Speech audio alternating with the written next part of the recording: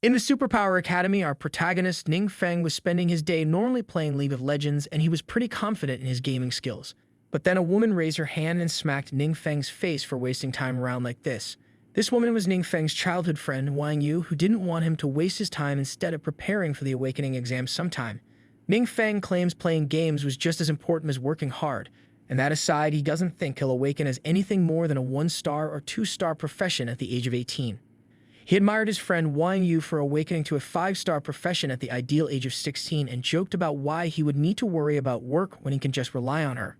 Like hell, Wang Yu would allow her best friend to become a lazy ass, and their sight of fighting made others wonder what was the genius Wang Yu doing here. There was no one who didn't know Wang Yu since she was renowned as a once-in-a-decade prodigy. However, they all thought she was just wasting her time with that average Joe guy Ning Feng, who still hasn't awakened even after turning 18, when everyone awakens at 16. Some of them recalled Wang Yu's connection with Ning Feng was that of childhood friends, which made them even more confused as Ning Feng was an orphan, while Wang Yu had a good family background. Later on, Wang Yu was sent straight to the Awakening Exam Center, where everyone was supposed to awaken their innate talents from the age of 16. Now, like every year, the teacher explained the rules and praised them as the future of their country. Ning Feng, though, wasn't all that excited and didn't get why Wang Yu was so serious about his exam. While he had gotten bored by failing twice and coming to give it a third time, students lined up for the Awakening exam in front of the Awakening Crystal. Ning Feng was getting even more bored hearing everyone hoping to awaken their desired professions. Soon it was Ning Feng's turn, and he was popular among the whole student body, but in a negative way as the one who always follows genius Wang Yu. But he hadn't yet awakened at 18 and failed the Awakening exam twice. If he fails this time, it would make his reputation go from bad to trash. Ning Feng's teacher, Kai Wei, assured him not to be nervous and instructed him to place his hand on the Awakening Crystal. However, even with Ning Feng's hand on the crystal, nothing happened for a while, making him think this time was a failure too. But right then, Ning Feng saw something in his subconscious mind while others could only see the crystal reacting to him, which means that finally even a loser like Ning Feng got awakened. Ning Feng started seeing more details about his profession, especially how many stars he'll get. Ning Feng ended up awakening just a 1-star profession with a skill called Mud Marsh Technique. Teacher Qi pitied the poor Ning Feng for awakening only 1-star profession after so long, and this event made all the other students talk trash of him even more. Teacher asked him what skill did he awaken, but due to him being zoned out, she had to call him twice. Teacher Kai thought Ning Feng must have suffered a big blow because he failed in the awakening test for 2 years, and now in 3rd year he only got a 1-star profession. She didn't want to trouble him by asking more questions, so Teacher Kye just told him to change into his uniform for the next stage of the Awakening exam. Ning Feng was still trying to process things and wanted to be sure if he heard everything about his awakening correctly. He recalled that he didn't just awaken, but also received his system, which gave him passive abilities such as Dark Homology and Arcane Gift. These passive abilities allowed him to not suffer any backlash from dark energy and to cast forbidden spells without any cost. But as far as Ning Feng knows, this dark power was called as the most evil power in the world, and for him, he never expected to use the highest level of magic forbidden spells so casually. Suddenly, he recalled that system transformed his Mud Marsh skill into a forbidden level spell, making it the Foul Earth Shell. Ning Feng started second-guessing if these abilities should even be used, and he'll find out in the upcoming practical test. Later, the teacher explained the rules of practical tests to battle the monsters in the testing realm, and familiarize themselves with their newly awakened skills. Candidates weren't allowed to team up with anyone or to attack each other, and to make sure of that, students will remain under drone's supervision. Teacher Kai told students to confirm their skills as soon as possible. Ning Feng, though, wasn't so sure about using his skill right away because it summoned his shield from dark power. He wondered if it was some evil spell which could get him in trouble if someone saw it. Students entered the training realm, while Ning Feng tried to get his system to explain dangers of his forbidden spells but failed. Students started fighting off with monsters in the training realm right away, while on the other hand, Ning Feng was hiding away from monsters because he wanted to avoid using any spells under the monitoring of drones. Meanwhile, the drones were displaying everything to the monitoring division. The examiner, Captain Zhu, was pissed off seeing a student just lazing around, while others were leveling up by killing monsters. He asked Teacher Qi what was he doing, then Teacher Kai explained Ning Feng's condition. That kid only awakened relatively late and wasn't in good health, on top of which he had only a defensive spell which wasn't suitable for a solo combat. Captain Zhao suggested there was no need for that kid to continue the exam then, since he can't even become a real adventurer with just 1-star profession. Just then, one of the guys from the monitoring team reported one of the drone's feed was cut off after an attack, and unusually, there were a few high power fluctuations found in the realm. Captain Zhu immediately asked everyone to go and find out what's going on. On the other hand, the place where that drone was destroyed, a kid was scared to death after confronting powerful monsters, which shouldn't be here in the exam venue. A monster goblin in the hood seemed to be leading the other goblins, and he ordered everyone to kill all the humans in this area. This sight was captured by a drone, then the superior goblin shot it down to remove eyes on them. However, the drone ended up falling on Ning Feng, who was hiding behind the bushes. He made sounds in pain, which resulted in him being surrounded by goblins from all angles. The superior goblin thought of Ning Feng as a small bug, while Ning Feng was trying to process what a high-level goblin was doing here. But the good news was the drone wasn't watching him anymore, so Ning Feng took this great opportunity to test out his forbidden skill. Ning Feng activated his skill, and suddenly the goblins were left terrified by the amount of dark energy unleashed by Ning Feng. The insurmountable dark energy spread wide enough to break all the contacts of Monitoring Division, and they couldn't fathom how there could be so much dark energy out there in the training grounds, equaling to level king threat. They quickly called for reinforcements, and the teacher, Kai, was worried, as a king-level threat basically means a disaster capable of destroying a city, whereas the High Goblin was scared for his life as Ning Feng's dark spell began to devour the very souls of monsters one by one. Ning Feng found the dark magic a bit scary himself, but compared to the speed of gaining experience points from defeating monsters, it was really efficient. The High Goblin couldn't believe how a human was able to control such power of darkness, and before he noticed, his movements got immobilized and the monster couldn't escape the grasp of dark magic, ending up absorbing him along with others the same. The High Goblin gave Ning Feng 6,000 experience points, which was 600 times more than the usual goblins. After the slaughter, Ning Feng's level jumped straight to level 10, which was a significant growth compared to students every year gaining only 1 or 2 levels at most in the training realm. However, even though Ning Feng was glad from the experience points gained from that elite goblin, he still pondered over how a monster that strong appeared in this exam venue. Ning Feng looked at the drops from defeating that monster, and both of the item drops were orange quality items, which were equivalent to rank items. These items provided one with permanent attributes, such as the Vanguard mark with plus 10 agility, and the other one was a claw weapon. Ning Feng figured since he couldn't use it for himself, he could still sell it for a lot of money. Ning Feng was amazed about finally getting his chance to become strong and rich by killing monsters. Right then, an announcement was made to students to abandon the test and teleport outside right away. Ning Feng was about to do that, but suddenly his dark energy started spreading around him, making him realize the reason why it was a forbidden skill. The dark energy traps were left on the places where he killed the monsters before. Ning Feng figured he should quickly get out of here, so he used the teleportation scroll right away to avoid being seen by anyone. Just like him, all the other students made it out safely, and Ning Feng managed to slip away without being found out. The examiner told the students to not stay here and immediately return back to the city. He knew that even if all the students here teamed up, then wouldn't even come close to facing that king-level threat there, so they don't have any other option than waiting for reinforcements. But to his surprise, the dark energy from within the realm faded like it never existed, and it raised the suspicions if that demon with dark energy somehow escaped outside the realm. His guess wasn't wrong, but the examiner had no way to know that Ning Feng was the source of that dark power. Teacher Tsai immediately ordered the security to seal off all the school's premises and only let the unrelated students to evacuate outside.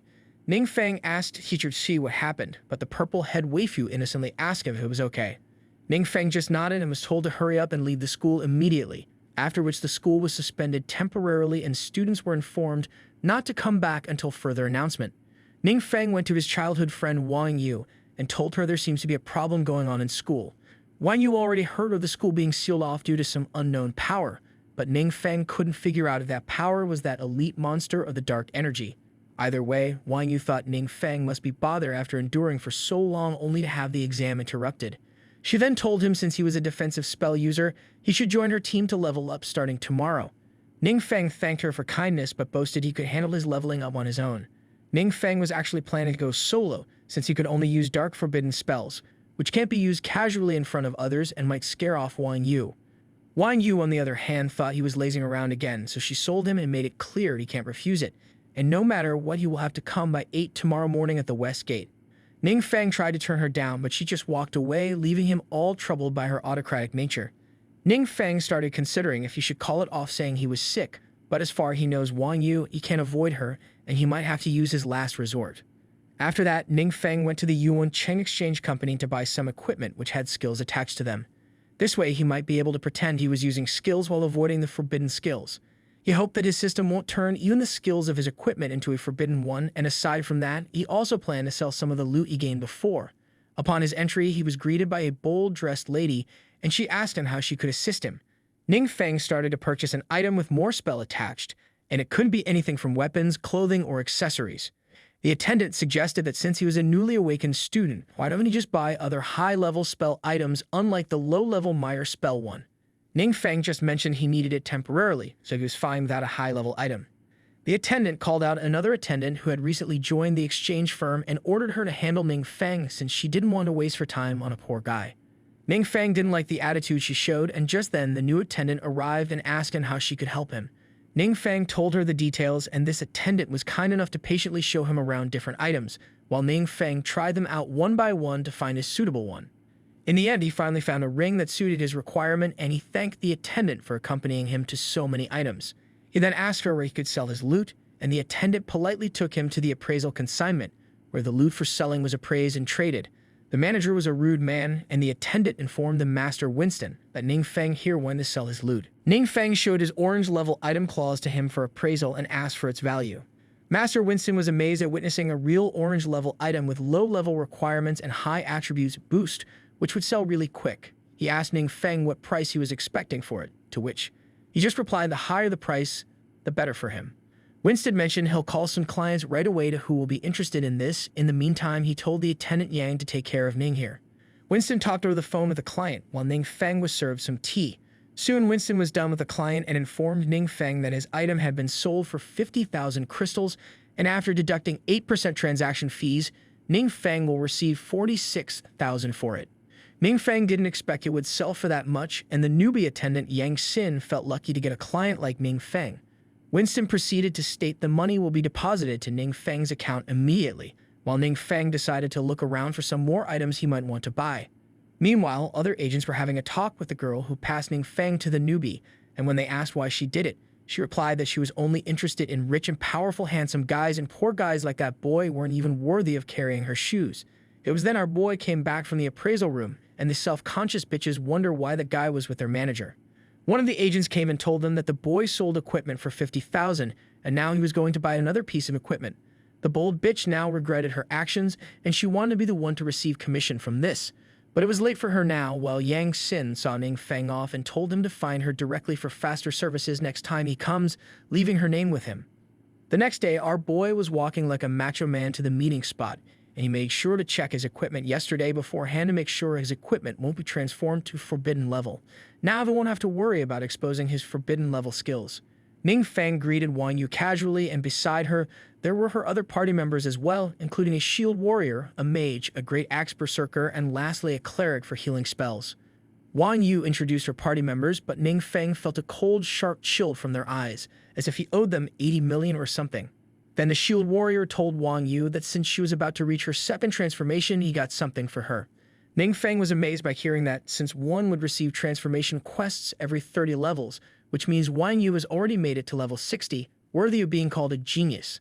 Then the purple-head guy showed her the gift, which was an advanced agility potion that could increase the agility by +3. Other party members were astonished since permanent attribute boost items were really expensive, but the purple-head boasted it was nothing for him, since he got help from his rich father's connections to snatch this one. However, Wang Yu turned him down and just thanked him for the offer. The man asked her why don't she show some interest in it since she wanted to apply for a top university, but Wang Yu just walked off and signaled Ning Feng they should get going. The purple-head pointed finger at Ning Feng and questioned Wang Yu if she was really going to waste time on trash like him. Wang Yu got pissed off and told him to watch his words, but Jiao Cheng kept trash-talking of our innocent boy for being just a 1-star. Ning Feng couldn't make sense of why he was being targeted now, but he didn't care much, since could kill this purple head with a forbidden spell any time. The cleric tried to get the purple man calmed down, but he bad-mouthed her as well and told her to get out of his way. The purple head proceeded to mock our boy, saying that the whole body of Ning Feng couldn't be exchanged for even a bottle of attribute potion, so trash like him should just get lost. Ning Feng asked why the purple head was going around biting like a mad dog just because he got some potion with +3 effect. The mage also joined in and asked why don't Ning Feng just show something more powerful to back his words, and Jiao Cheng added a bet that he'll kneel down and kowtow to him if Ning Feng really did show something better. But if he couldn't do that, then Ning Feng would have to kowtow to him instead. Ning Feng didn't like wasting time, so he just took out the orange item, Vanguard Emblem, which permanently boosts 10 attributes. She had never seen it before, and others were just as shocked, so much that they thought it was a lie. Ning Feng simply stated they could just try to check if it was a lie, but Wang Yu hesitated to consume such a precious item. Ning Feng told her he just found it at home and it was originally meant for her anyway.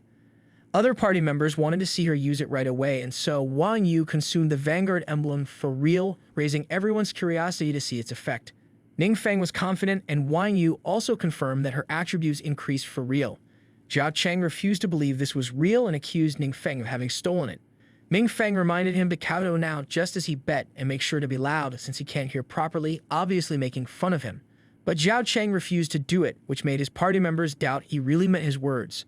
The sheer rude purple head was left with no options but to get down to his knees and admit he was at the wrong in front of Ning Feng.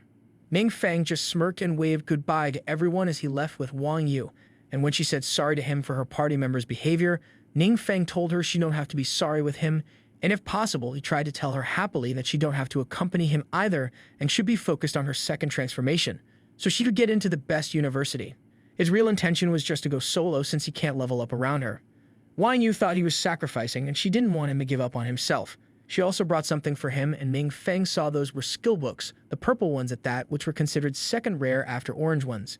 He figured they must not have come cheap, but Wang Yu didn't think much of them compared to the orange emblem he gave her. Ning Feng accepted her goodwill with a smile, after which he headed straight to the realm named the Dangerous Graveyard.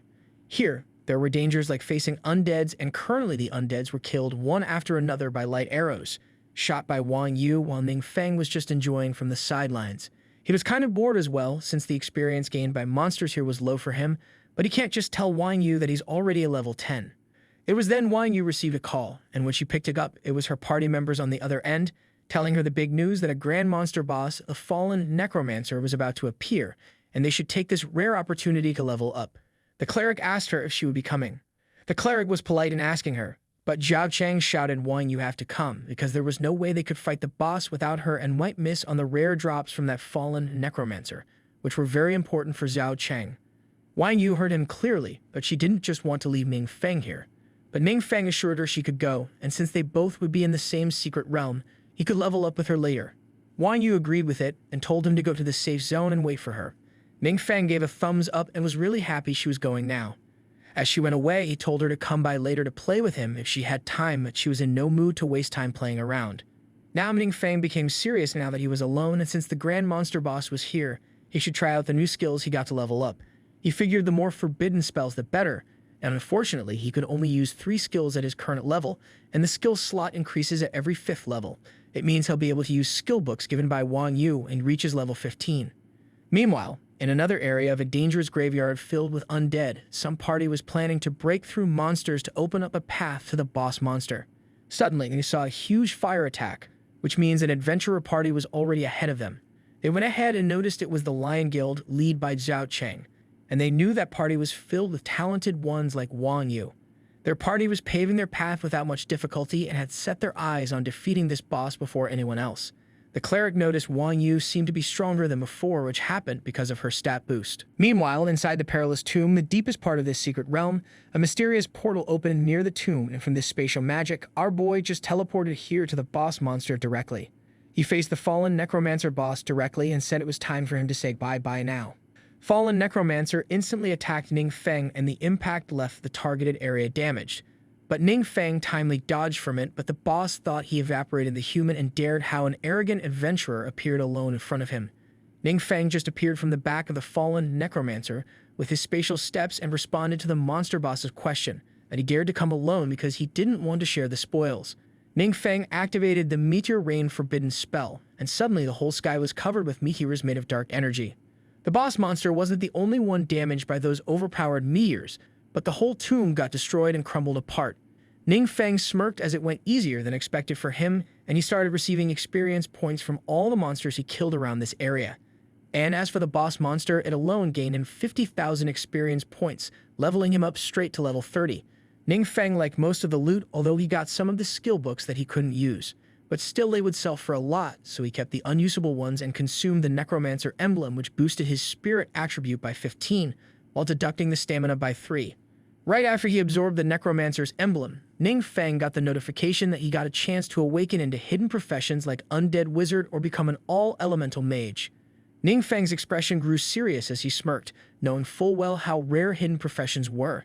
He figured these emblems must be the keys to awaken the hidden occupations, and that aside, he decided to just choose to become an all-elemental mage.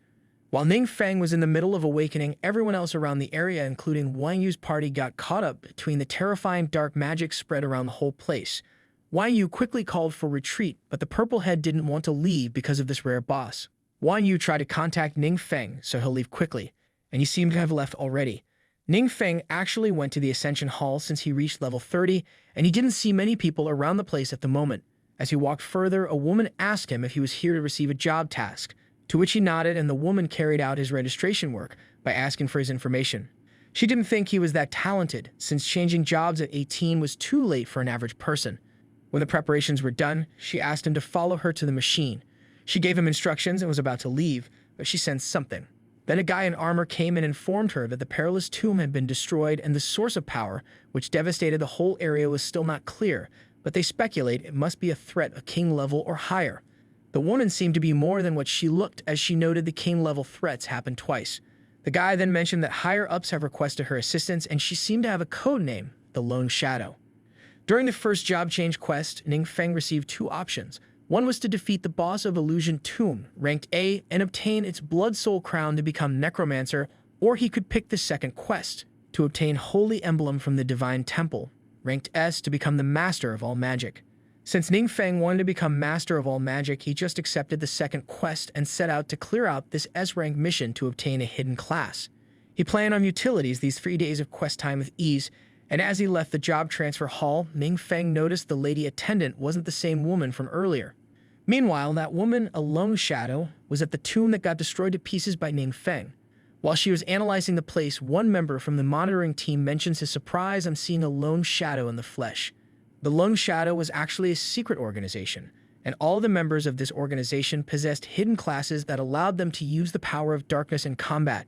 And this woman was also one of them, but apparently she was having trouble in this investigation because the amount of dark power was beyond her comprehension. She informed others, not finding any clues, and it seems the culprit who caused this damage disappeared right afterwards. One of the monitor guys thought this might be a prelude to some kind of crisis, and that aside, he asked her if there was any connection between them. She found it hard to say anything for sure and decided to contact superiors and increase manpower on this investigation. The man asked Madame Kuan Lan if this culprit could be a monster, and she doubted it could very well be a mutant like herself. She confirmed one thing, though, that the danger of this culprit exceeds even king level, because to be able to control that much power of darkness, one would have to pay the costs that no human's body can do. The guy understood it means there was an exceptionally powerful monster hidden in their city, which could bring a catastrophe at any time. Kuan Lan nodded and stated they need to find this culprit as soon as possible. Meanwhile, Ning Feng, the real culprit, was just liking the dim environment in his room, after which he sat down to learn the skills from skill books he got from Wang Yu. One of the skills, Aura Shield, automatically started fusing with the forbidden spell Foul Earth Shell and created another forbidden spell named Foul Earth Defense. It could now absorb any attacks by 100% and also reflect it equally. Ning Feng was taking a liking to his increasing defense means, and now he took a look at the other skill, Rockfall Spell. It also fused with his other skills, and he obtained the passive skill, Elemental Master of Earth, which increases effects of all Earth-related spells by 20%. Ning Feng now still had 4 skill slots empty, so he decided to shop some skills at the exchange later.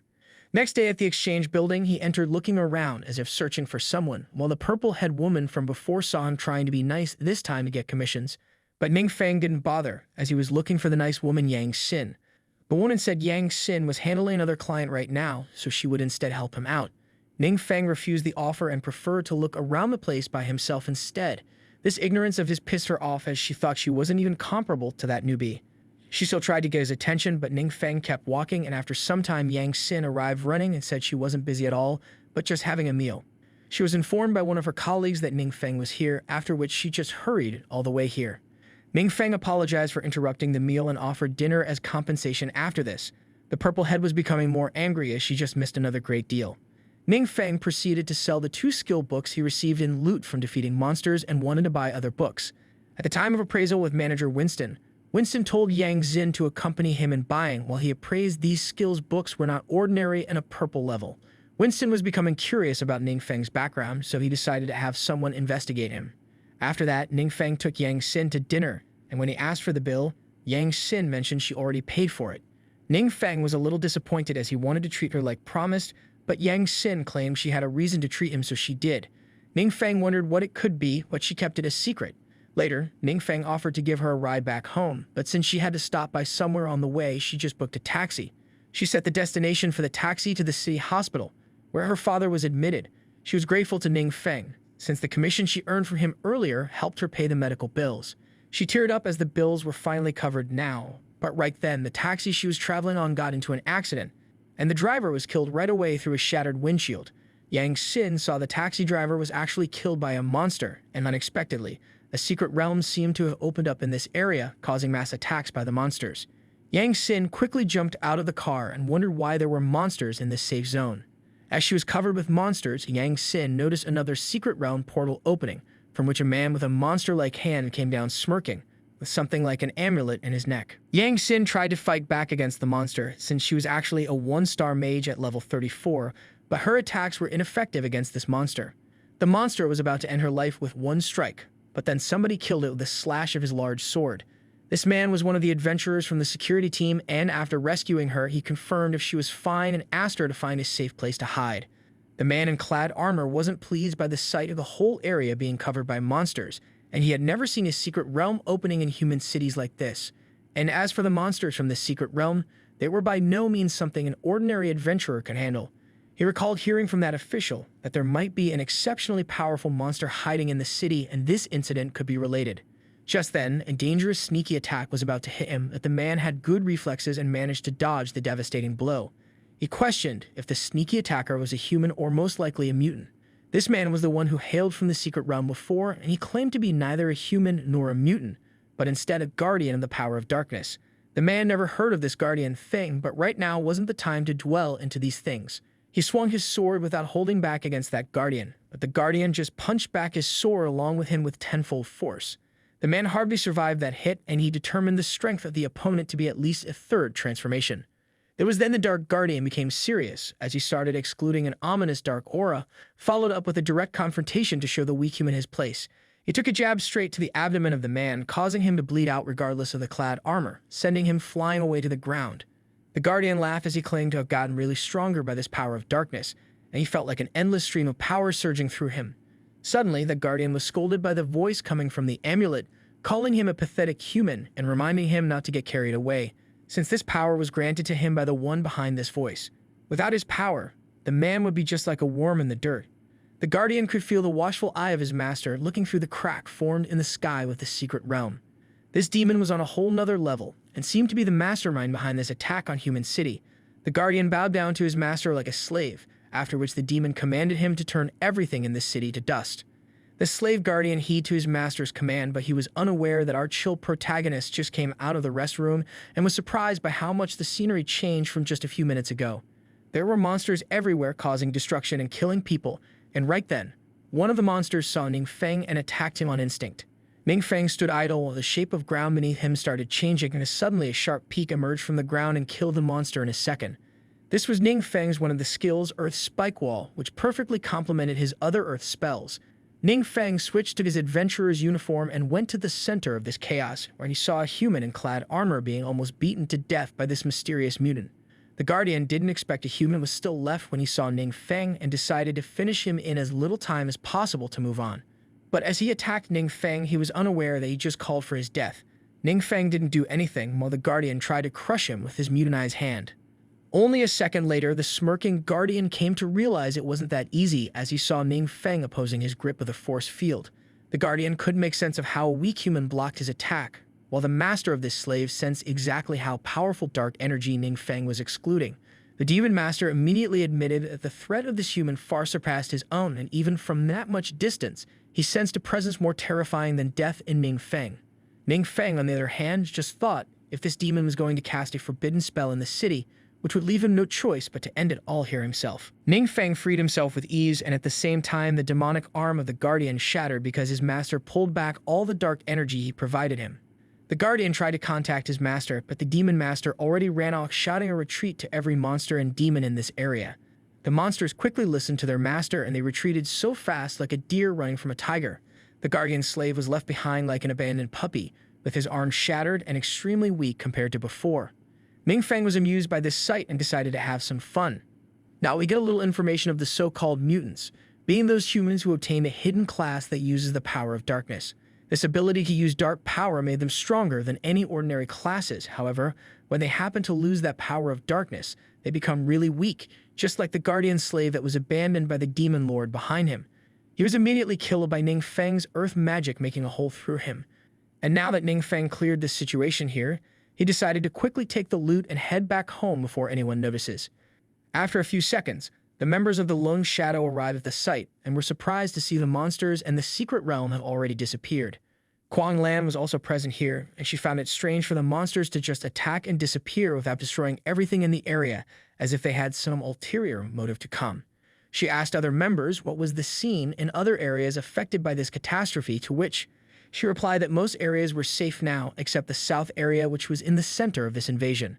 Kuang Lan recalled that area was where Captain Zach went off to, so she quickly decided to head there herself. Meanwhile, in the south area at the moment, a man in green armor was observing the dead guardian killed by Ning Feng before. This man was Darius, and he realized that someone took everything from this dead man's body, hinting that he might have known this dead man before. Suddenly, Darius was warned not to move from there by Kuang Lan, and she asked him who he was. Darius told her to chill, and said he was a member of Cloud Mirage, as he showed the emblem which served as the proof of his membership. Kuang Lan recalled that Cloud Mirage was an unofficial group made up entirely of fighters, but since she had heard they operate in secret, she wanted to know the reason what Darius, a member of Cloud Mirage, was doing here.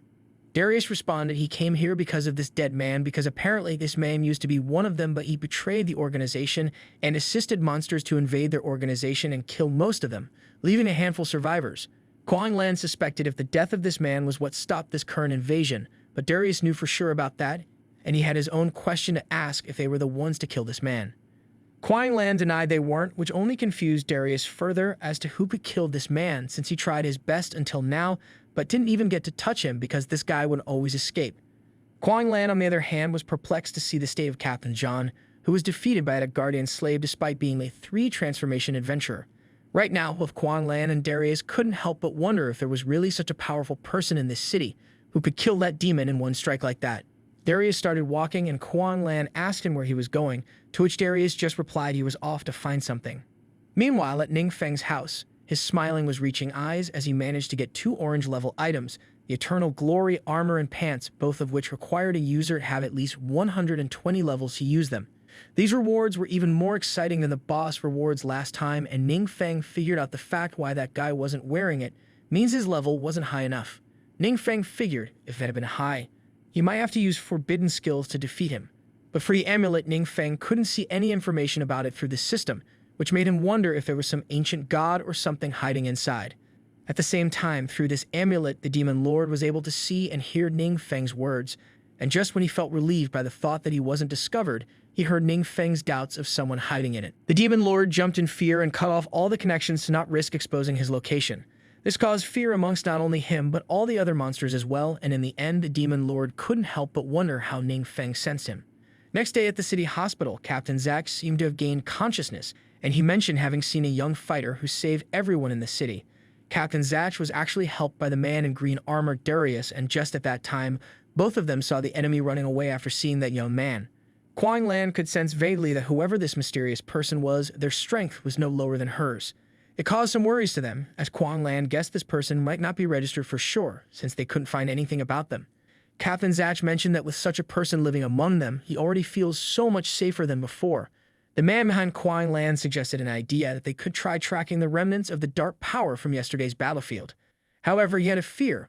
What if this mysterious figure also turns out to be a mutant, which would mean that rather than safety, they might be in a much bigger danger? Then Captain Zach cut off his train of thoughts and said he was just overthinking it. But Kuang Lan couldn't just come to a final verdict on this matter regarding this mysterious figure. On the other hand, Ning Feng just arrived in the area of another secret realm with the purpose of his job transfer task. Ning Feng went straight to the Temple of Radiance for the mission, but unexpectedly, it seems he was being followed by none other than the man in green armor. The scene shifted back to the previous night at the trading building, where Darius visited in search of the orange items, the set of S-ranked armor and pants. Manager Winston shook hands to welcome Darius, and the purple head agent was very much eager to serve this rich and strong-looking man for his money. Through the manager Winston, Darius learned of a young man willing to sell the exact S-ranked armor and pants set that Darius was looking for, after which Darius asked the manager where was this person right now. Winston replied that the man didn't come here today as he seems to have something to do.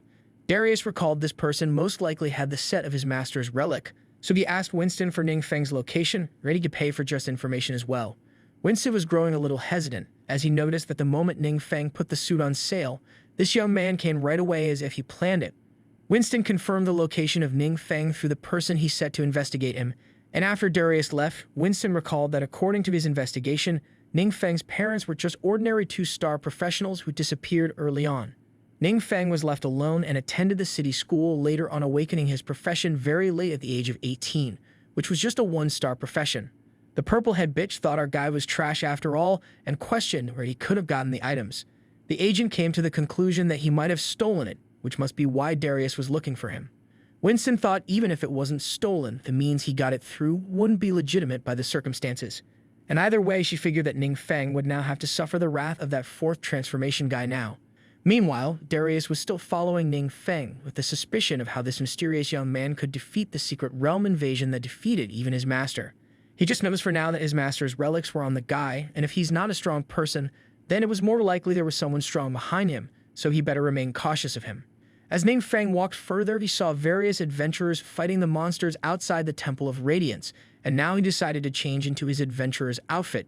Darius figured he should be able to gauge Ning Feng's strength with his equipment, but to his disappointment, Ning Feng only changed into a very ordinary outfit, which just made him look like a student who didn't even graduate yet. Then he thought Ning Feng might be doing this on purpose to disguise himself, so from here, Darius took the following more seriously and used his marking skill on Ning Feng's body to know his whereabouts anytime. He also kept Ning Feng's appearance the same one from casual outfits to easily differentiate him from others in the battlefield. Ning Feng just walked straight into the Temple of Radiance, and Darius wondered what he was going to do with these low-level monster parts. It was then Ning Feng was suddenly attacked by the Ice Blaster beam from a monster, but his force field blocked the attack without him having to do anything. Darius was shocked to see an absolute defense skill like that exist, and he started to sense that even monsters started fearing Ning Feng by his presence. Ning Feng then went and stood right against the final boss of this Temple of Radiance, but it wasn't that strong, so Darius wondered why Ning Feng came here. Although the final boss himself broke a sweat and didn't move to stay safe from being attacked by this real monster here, referring to Ning Feng, while Ning Feng just didn't bother with this boss since it wasn't mentioned in the job change quest. So he went around the statue to a hidden place, after which Ning Feng figured this must be the area, and that angel with wings and armor must be the boss he came here for. Just as he expected, the angel's eyes started glowing, and it immediately started creating distance between him and Ning Feng. Ning Feng wondered why he retreated, while Darius, who was watching from the back, couldn't believe there was a rare hidden boss in this place. He couldn't make sense of why Ning Feng would know that, but for Ning Feng, he just looked up his quest again to confirm this six-winged angel was the one he needed to defeat. So Ning Feng was also up for the action to clear out this S-ranked quest, whereas the six-winged angel was running for his life, but he didn't know where else he could escape to in his own secret realm here. The six-winged angel was about to leave from the way up in the temple to the skies, but Ning Feng didn't want to waste any more time, so he activated the forbidden spell Thunderfall Abyss, which summons a massive thunderstorm rivaling the power of heavens. A giant scary eye opened in the sky and unleashed that massive thunder, which couldn't even be described with just overwhelming. The thunderstorm fell directly at the six-winged angel, leaving Ning Feng not having to do much to chase it anymore. Meanwhile, the Temple of Radiance crumpled apart from the terrifying thunder hitting it directly, and Darius was extremely terrified by the scene he just witnessed. As the temple kept falling apart, Darius recalls he had never seen such a world-devastating magic at this level, and he was sure now that Ning Feng's strength was definitely more than his master. He wondered if it was around 8-level transformation, but either way, to Ning Feng, he was casual about being a little bit pissed, since he couldn't level up from all the experience from defeating monsters here, as he'll have to complete the first transformation quest first. He decided to just go back and submit the quest, feeling satisfied with just the holy emblem he got, which was also an orange level item that provides permanent +8 spirit attribute and 100% recovery effect. Ning Feng was about to use the teleportation scroll to go back, but right then, Darius straight up called him out as boss. Ning Feng was shocked at why someone was here, and if this guy saw everything he did. Darius thought Ning Feng seemed upset from his interruption, so he started requesting forgiveness and stating he could explain. Just then, they heard the alarms for danger to the adventurers, and Ning Feng told Darius to first get out of here, then they could talk. After that, they went under a tree, and Ning Feng learned of Darius following him all the way here.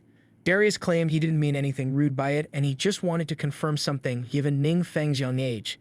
He wouldn't have believed how strong Ning Feng was if he hadn't seen it himself. Darius mentioned that his master sacrificed his life in the past just to seal the secret realm temporarily that invaded their organization, and even so, the traitor escaped from the scene. Then over the years, Darius learned that traitors used many humans as sacrificial offerings to break that seal on the secret realm. Ning Feng wasn't that interested in the story, but thinking it was troublesome that if this fourth transformation powerhouse, Darius hadn't shown himself, Ning Feng wouldn't have noticed him at all. It bugged him a little to quickly level up if he didn't want to be exposed. Darius was scared by Ning Feng's silence, as he thought Ning Feng might be thinking of quieting Darius by killing him. Darius then thanked Ning Feng for avenging his master and stated that if he ever needed anything in future, he could just let him know. Ning Feng figured since this person was like a lone wolf powerhouse himself, he might be useful for him. So he just made it clear to Darius that no one else should know about what happened today besides Darius, and Darius promised to keep his mouth shut. Darius was convinced that even though Ning Feng's skills were filled with the strong power of darkness, it didn't harm any innocent and even saved the city before by repelling the secret realm invasion. He admired Ning Feng for doing these things without even demanding anything in return. Darius decided to settle in the same city, Chandra City, so he could stay around Ning Feng. Ning Feng's phone rang and it was Teacher Tai, wanting to ask where he was. Ning Feng replied he was just out of town and was going to head back home. He asked if she needed anything, to which she just replied she had something to discuss when he got back. Ning Feng wondered why she called him suddenly, while on Teacher Qi's side, Kuang Lan was also present and she asked her how did the call. Teacher Qi replied that Ning Feng was fine and he was already on his way back. Kuang Lan mentioned it was quite surprising for a student who just awakened to be already coming to get his first transformation job, and if she hadn't noticed it, they would have missed this one out. Teacher Qi believed Ning Feng was not a bad person, but Kuang Lan wanted to verify it herself. She recalls the meeting of the Lone Shadow organization before, where they were talking about the recent dangers, and then Kuang Lan asked her question, these two forbidden spells could be casted by a mutant. There was a moment of silence before the old man asked Kuang Lan how she could doubt that despite being a mutant herself. It was because she should know that all mutants need to pay the equal price for using the power of darkness, and the greater the spell, the higher the price. And the amount of dark energy required for a forbidden spell would lead to any mutant even turning into a monster as a price to pay with their body. So a mutant of king-level threat could simply not exist at all. The blue-haired guy called her confused for even imagining a king-level mutant and joked that she should just start writing stories if she liked imagining things so much. Kuang Lan stated she was just considering all the possibilities, and it was up to them whether to listen or not. The man called her incompetent to still be arguing about it, and he bet that if there really is a king-level mutant, he would happily let her use his head as a football. The old man concluded the meeting by denying the request of Kuang Lan, asking for more manpower from the Lone Shadow organization. She asked if this means they don't trust her, but the old man just excused them because they needed more time to consider it. Kuang Lan figured it was no use talking further about it, and suddenly, a woman barged in to give news to the captain about the Temple of Radiance breaking into pieces by a destructive magic. She reported there were no casualties, fortunately. Teacher Qi was surprised to hear the details of the meeting, as she recalled Ning Feng choosing the Temple of Radiance for his training ground. Kuang Lan connected all the dots, and it interested her further to find out Ning Feng's role in all this. Meanwhile, at the Longbow City, which was near the secret realm with the Temple of Radiance, there was a huge barrier activated around the city, and now Ning Feng and Darius had to wait with others to go anywhere. The officials assured the citizens not to worry, as the barrier was raised to the highest level alert for their protection, so they were safe. Ning Feng didn't expect the commotion caused by him would directly trigger the highest alert, and now they'll have to wait until this alert is lifted. Just then, a crack formed in the sky, and the one who caused it was a high demon who planned to invade the human city. The demon wondered why the humans already activated a barrier, as if they knew he was coming. Although it was irrelevant to him, because either way he launched the attack on humans along with the monster's army he brought along. The demon pointed at the barrier to open a crack in it, after which he commanded the whole army to unleash an attack on them. All the citizens quickly saw the army of monsters appearing out of thin air, and not only that, but they also managed to cross through the barrier. The security officials didn't expect it to happen, while the monsters immediately started killing off the people, creating a commotion around the area. The officials can't make sense out of how monsters broke through the barrier, but now wasn't the time to keep thinking, as they needed to evacuate the citizens. Darius activated his martial K to sense the situation and informed Ning Feng that this might be another high-intensity invasion of demons. He asked Ning Feng if they should intervene, and Ning Feng asked him if he had a solution for it. Darius was perplexed, as he thought why would the boss ask him for a solution when he was so strong himself, which means Ning Feng was actually testing Darius right now. Darius determined himself to handle it by himself to prove his worth to Ning Feng. while Ning Feng figured it would be more convenient for himself to not be involved due to the destructive nature of dark forbidden spells, which might hurt the civilians. Now the high demon plummeted to the ground, excluding a heavy dark magic presence around him, and he didn't seem to be planning to wait to kill. The security officials started shooting arrows at the high demon, but it was no use since the demon didn't even bother dodging such weak attacks. A swordsman tried to charge from the demon's blind spot, but he was instantly killed by the demon's reflexive hand swing. The archer was in fear, as they couldn't even touch this demon, while the demon kept walking casually, making the remark that there were no strong ones in humans. The demon headed towards the groups of people to flatten them down, and he swung down his sword at a helpless blue-haired girl. But unexpectedly for the demon, his attack was blocked by Darius with his dagger and only one hand. The demon could feel this one's strength for real, and Darius remarked that he won't let his boss be involved personally because it'll just waste the boss's time. So he would rather take care of this situation himself. Ning Feng doesn't recall when he became Darius' boss, while the demon didn't take the humiliation and was about to retaliate. But Darius made a move first and pushed the demon back. The demon spurted out blue blood from mouth due to the impact from Darius' attack, and before the demon could counter, he witnessed the scary side of Darius following up with another attack. Darius used twin daggers to launch a series of brutal slashes on the demon and finished it in a flashy way. The civilians saw the scene and were confident this man would definitely wipe off all the demons. Darius didn't even flinch until he killed the demon and walked ahead with no change in expression at all. Darius was actually a level 137 adventurer, with his profession as the secret martial artist, a 5-star hidden class. Ning Feng was extremely impressed inside by Darius' performance, but he maintained a composed look and just commented it was not bad. Now that the monster's leader was eliminated, the morale of other security officials boosted, and they started wiping off the remaining monsters. Darius asked Ning Feng if he needed him to do anything else, to which Ning Feng just replied with a thumbs up saying his work was done here and it was great. People who saw them wondered why was such a formidable fighter showing so much respect to that young man, and they speculated Ning might be just some rich guy's son and Darius was his bodyguard. Now, Darius took out the loot he got from defeating the high demon and gave it to Ning Feng. Other people started hoping they would get those orange-level items, and the girl was even ready to serve as maid to Ning Feng for them. The orange items contained an agility-based skill book, which Ning Feng thought would be great for Wang Yu, and the other item was the dark shield, which he could just sell for the money later. After that, the security official in knight armor asked Darius and Ning Feng if they could have a word with them. They took Ning Feng and Darius to their boss, the mayor of Longbow City, because the mayor wanted to thank them for saving their city. The mayor introduced himself as Marcus Drake and asked the two if they were not from here.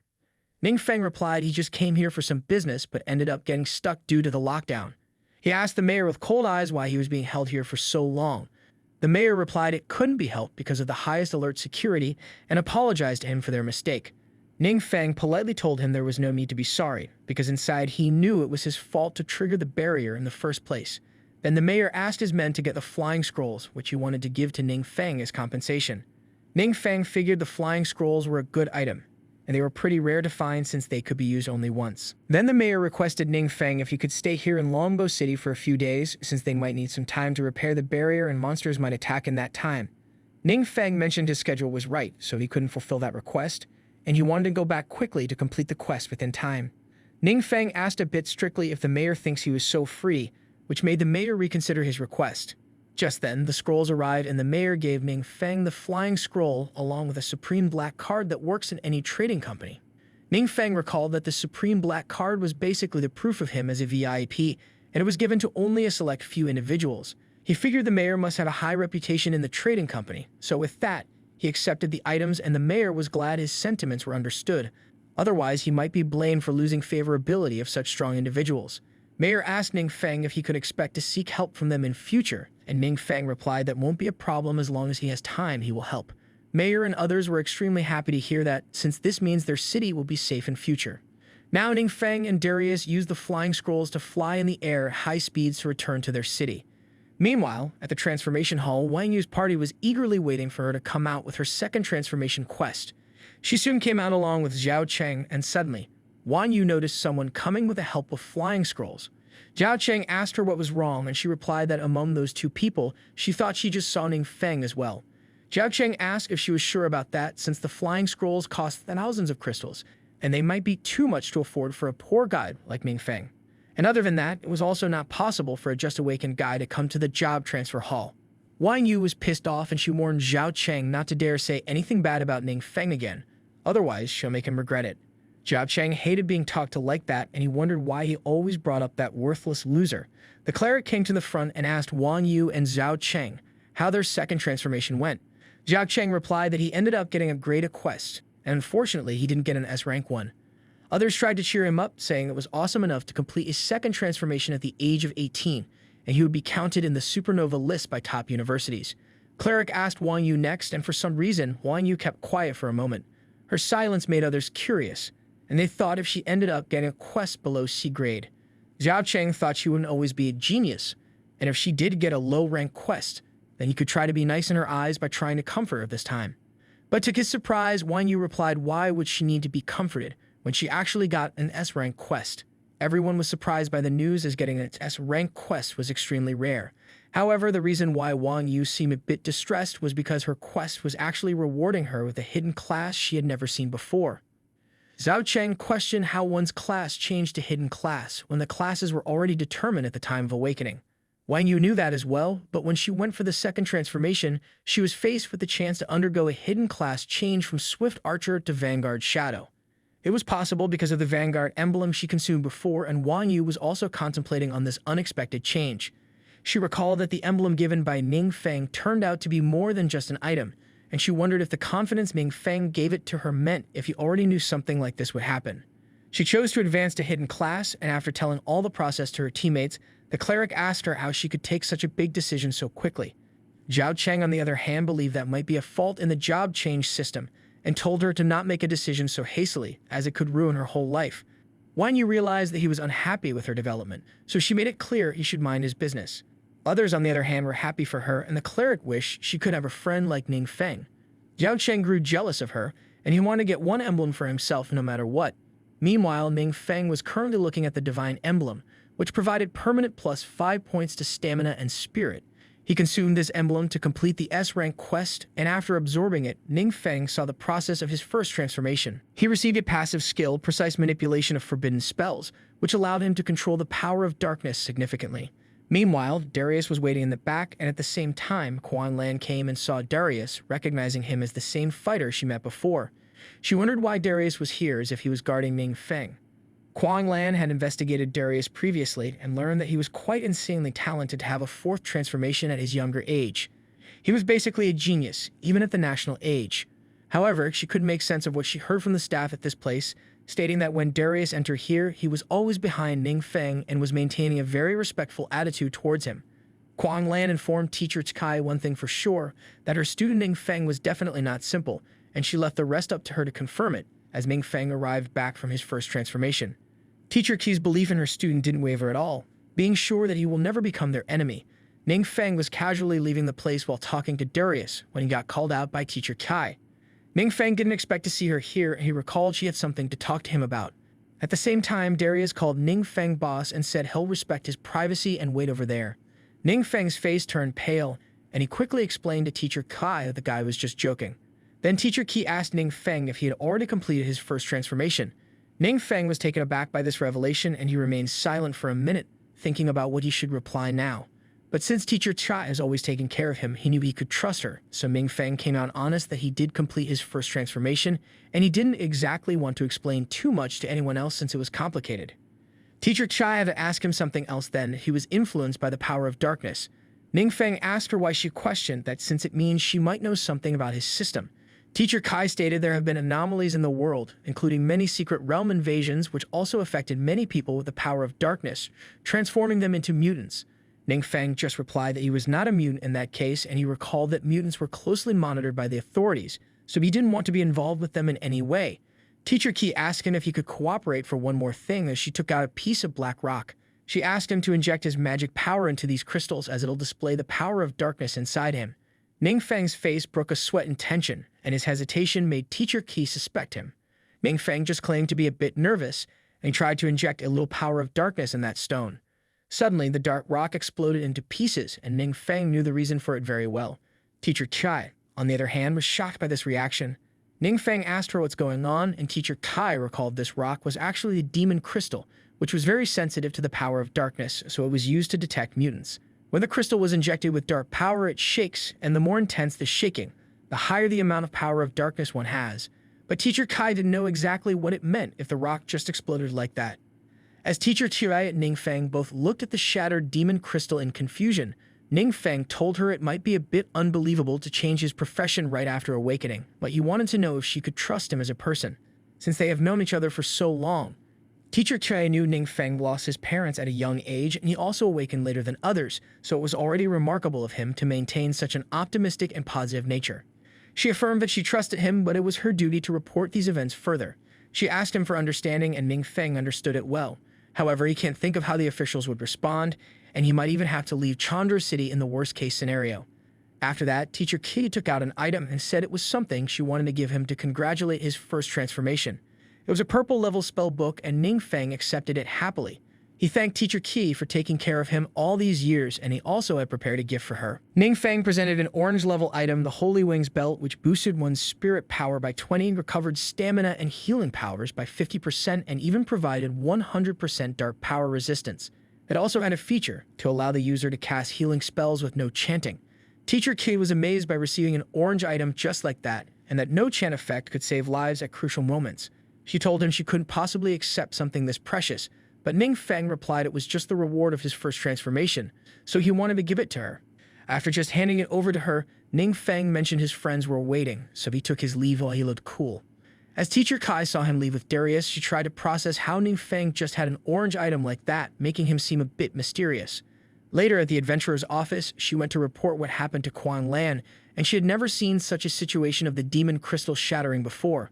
Quan Lan wondered what if the Lone Shadow organization ends up considering Ning Feng a threat. It would most likely make him their target. Quan Lan just decided to leave it at that because Ning Feng was out of their understanding. So it was clear that if he was indeed a strong person, then they should be doing everything to win him over, rather than angering him by digging too deep. She suspended the investigation on Ning Feng and ordered all the information related to him to be strictly sealed. Teacher Ki agreed to this proposition made by Quan Lan, since she wanted to protect him. Now Quan Lan shifted her focus to Darius and considered they should try recruiting him. Meanwhile, at Ning Feng's house, Darius asked him why he seemed a bit unhappy. Ning Feng replied that he got to hear from the teacher that the investigation on him had been cancelled. Darius asked if it wasn't a good thing, but Ning Feng was actually worried about leveling up in future, because now every time he ends up destroying his secret realm, he would be found out right away. He figured this was going to cause a lot of trouble later on by authorities. Darius admired how Ning Feng was so casually worrying about something like destroying the secret realm every time. Darius wouldn't have believed it was true if he hadn't seen it for himself. Darius suggested the boss could try leveling up in the unregistered secret realms, as there have been discovery of way too many secret realms recently, and some of them were not managed by authorities due to lack of resources. Ning Feng figured it was worth a try and asked Darius if he got any information on them. Darius got the information on 2 unregistered secret realms for now, and if the boss needs to, he could gather more information. Ning Feng decided to rely on him for that, and he started to see how convenient it was to have Darius handle these things. Now Ning Feng planned to go to the trading post to sell the loot, after which he was planning to take a break for a while. He wasn't worried about falling behind since every skill of his was already at a forbidden level. Meanwhile, Darius went to a large hotel to stay the night, and he planned on finding a place to rent soon. It was then he was greeted by a man in black suit, and upon asking for identity, the man introduced himself as Zhang Ji, the mayor of Chandra City, and he came after hearing of how Darius helped out during the secret realm invasion before. He asked Darius if he had any plans to settle down here in Chandra City, to which Darius replied that he does plan on staying here. Zhang Ji was glad to hear that, and he warmly welcomed Darius with a special adventurer privilege card. Darius was promised to be provided with whatever he requires, and he accepted the card. Zhang Ji has heard that other cities previously tried to recruit him, but they were all rejected. He hoped Chandra wouldn't be looked down upon as a small place now. Darius accepted the mayor's kind gesture, and they shook hands for cooperation in future. Darius figured these special privileges might be helpful for his boss in the future, so he should keep it. Meanwhile, the mayor was just happy to have a 4th transformation expert in their city to make it safer. Now the mayor asked Darius if he was looking for a place to stay, in which case he'll arrange one right away. Meanwhile, our boy was playing the league and he just won a match, then saw it had gotten late. He was about to sleep when he saw his class group was still chatting at this time. The students from his class were talking about their levels, and everyone was still trying to reach level 30 before the college entrance exams. Ning Feng then reads some students texting about referring to him as a lazy guy who was playing games even now. Ning Feng didn't like to be stalked by these admirers of Wang Yu who were just jealous of him. Then he saw Teacher Kai retracting the mocking text from the group. Ning Feng laughed as he saw those guys being scolded. Just then, he saw the news of secret realm invasions in other cities. Students discussed that some cities seem to have fallen to monsters already, and then someone mentioned their city was also targeted recently, but someone happened to have repelled it. Students felt safer with some mysterious strong guy in the city, and they wished to respect this savior like an elder. Ning Feng felt a bit let down from the comment, and he recalled how monsters just ran away last time when he encountered an invasion. At the same time, the demon lord sneezed back at his place, and for some reason he started feeling scared for some reason. Next day at the trading post, Yang Xin was still attending her work even if she got bandages from last accident injuries. The purple bitch tried to tease her for coming to work with injuries just to climb up the ranks faster. Yang Xin refused it wasn't like that, but then the purple head told her that Yang Xin's precious customer, Ning Feng, actually turned out to be a thief who stole from a fourth transformation adventurer. She guessed that he might already be in trouble by now, but Yang Xin defended our boy, claiming he wasn't the type of guy who could steal. The purple head started mentioning how Ning Feng was just a trashy guy who awakened late with one stark profession, and since he didn't even have parents, he might not know stealing was bad either. She added that the fact a fourth transformation guy came over to investigate a trash guy like him proves that he was a thief. Suddenly, a mysterious piece of rock emerged from the left side of the purple bitch out of nowhere, and the source turned out to be none other than Ning Feng. He warned her not to say something that would make him lose his temper.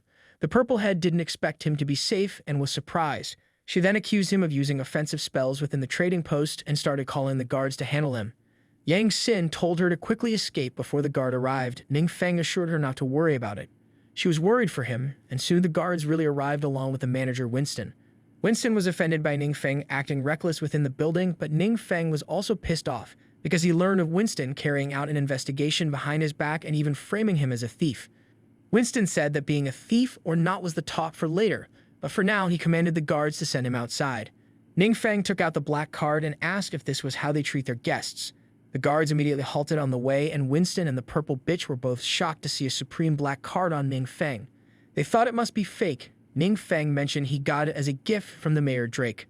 Winston questioned how he got it for real, and Ning Feng just told him to investigate it himself if he wants to confirm it. The purple head asked the boss what they should do now, and Winston told the guards to keep an eye on Ning Feng while he made a call to inquire about it.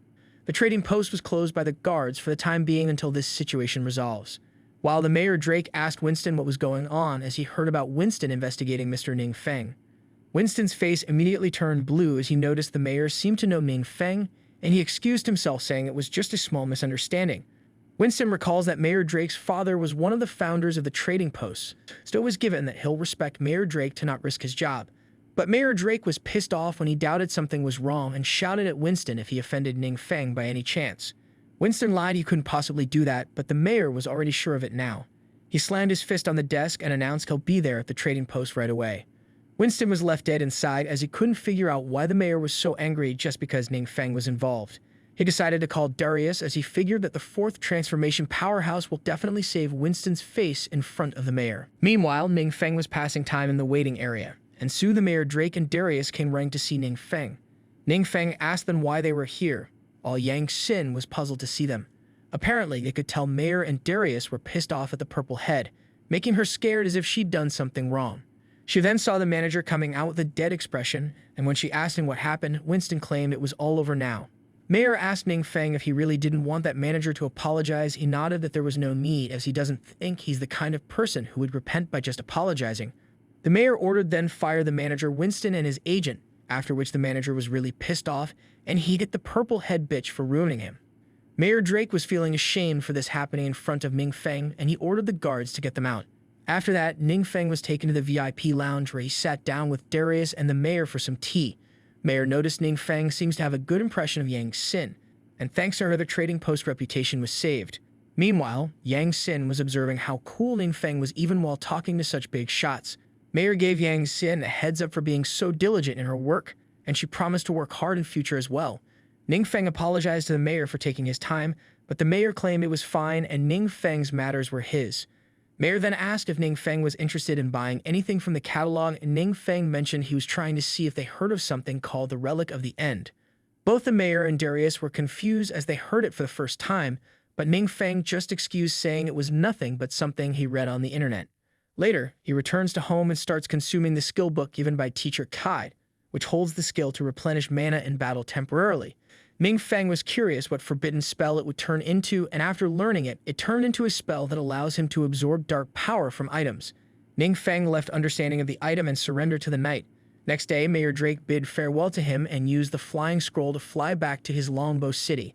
Ning Feng wanted to eat something now, then Darius suggested he eat at his place. Darius guided Ning Feng to his villa, which was as luxurious as it gets with all the things one would want, a big house with cozy top-notch furniture. Darius suggested Ning Feng to shift with him if he wants, as he could find another place instead if the boss likes it here. Ning Feng responded he'll save up and own a place himself later in Darius's neighborhood instead. Darius asked if the boss needs money. He'll happily give him as much he wants. But Ning Feng didn't need his money since he himself got a fair amount of crystal coins from selling equipment lately, and now he just has to convert it to cash and he'll have enough to buy a villa if he wants. Although he didn't want to spend most of the money he had at once and it could wait. After some tea, Ning Feng was feeling refreshed and Darius told him the chefs would soon arrive. Darius's phone rang and he asked the mayor on the other end what was up. It was the mayor Zhang and he needed some help from Darius. He mentioned that recently a team was sent from above to investigate several disasters in their city, so they needed some cooperation from Darius. Darius looked at Ning Feng's confused face and thought this investigation might affect his boss, so he replied to the mayor that he wasn't free today, as he wanted to talk to Ning Feng about it first. Mayor Zhang told him okay, and asked him to let him know when he had time. Darius discussed it with Ning Feng, and Ning wondered what kind of people were these investigation people. Meanwhile, one of the guys from this investigation team seemed to be dead serious on checking out if this joke of some mysterious boss in the city was true or not. In a meeting of the investigation team, the same man asked Quan Lan if she had seen this mysterious boss. She denied she hadn't, and the man stated how there were so many rumors out there when no one had seen this boss. Quan Lan mentioned it was because the invasion of monsters, including the mutants assisting it, were both taken care of by that boss. The allied man refused to take it as evidence of this boss's existence, and instead he asked her what had this mysterious boss done when the other places were being attacked. Quan Lan remained silent, while Teacher Chi knew she was protecting Ning Feng here. It was then the mayor Zhangji arrived and said Darius was busy and won't be coming to the meeting today. The allied guy was pissed at some adventurer just doing whatever they wanted, and he couldn't wait any longer now. So he declared to take on full charge of this investigation while the rest can go on about other works. Later at the dungeon named Ewei Tomb, the owl-eyed man Jack arrived to conduct an investigation, but he was stopped by the guards there for safety reasons. Jack told them he was from the investigation team and he'd like to investigate in that dungeon over there. They let him pass and Jack entered the Ewei Tomb just like that, only to arrive in the same dungeon of undead that was destroyed by Ning Feng at first. Jack was amazed by the sight of overwhelming destruction around the area, and he can't comprehend what power could destroy a whole dungeon so thoroughly. He could sense that even the dark energy remnants were still pure and powerful, and no matter what others say, he doesn't think this existence could be a mere human or mutant.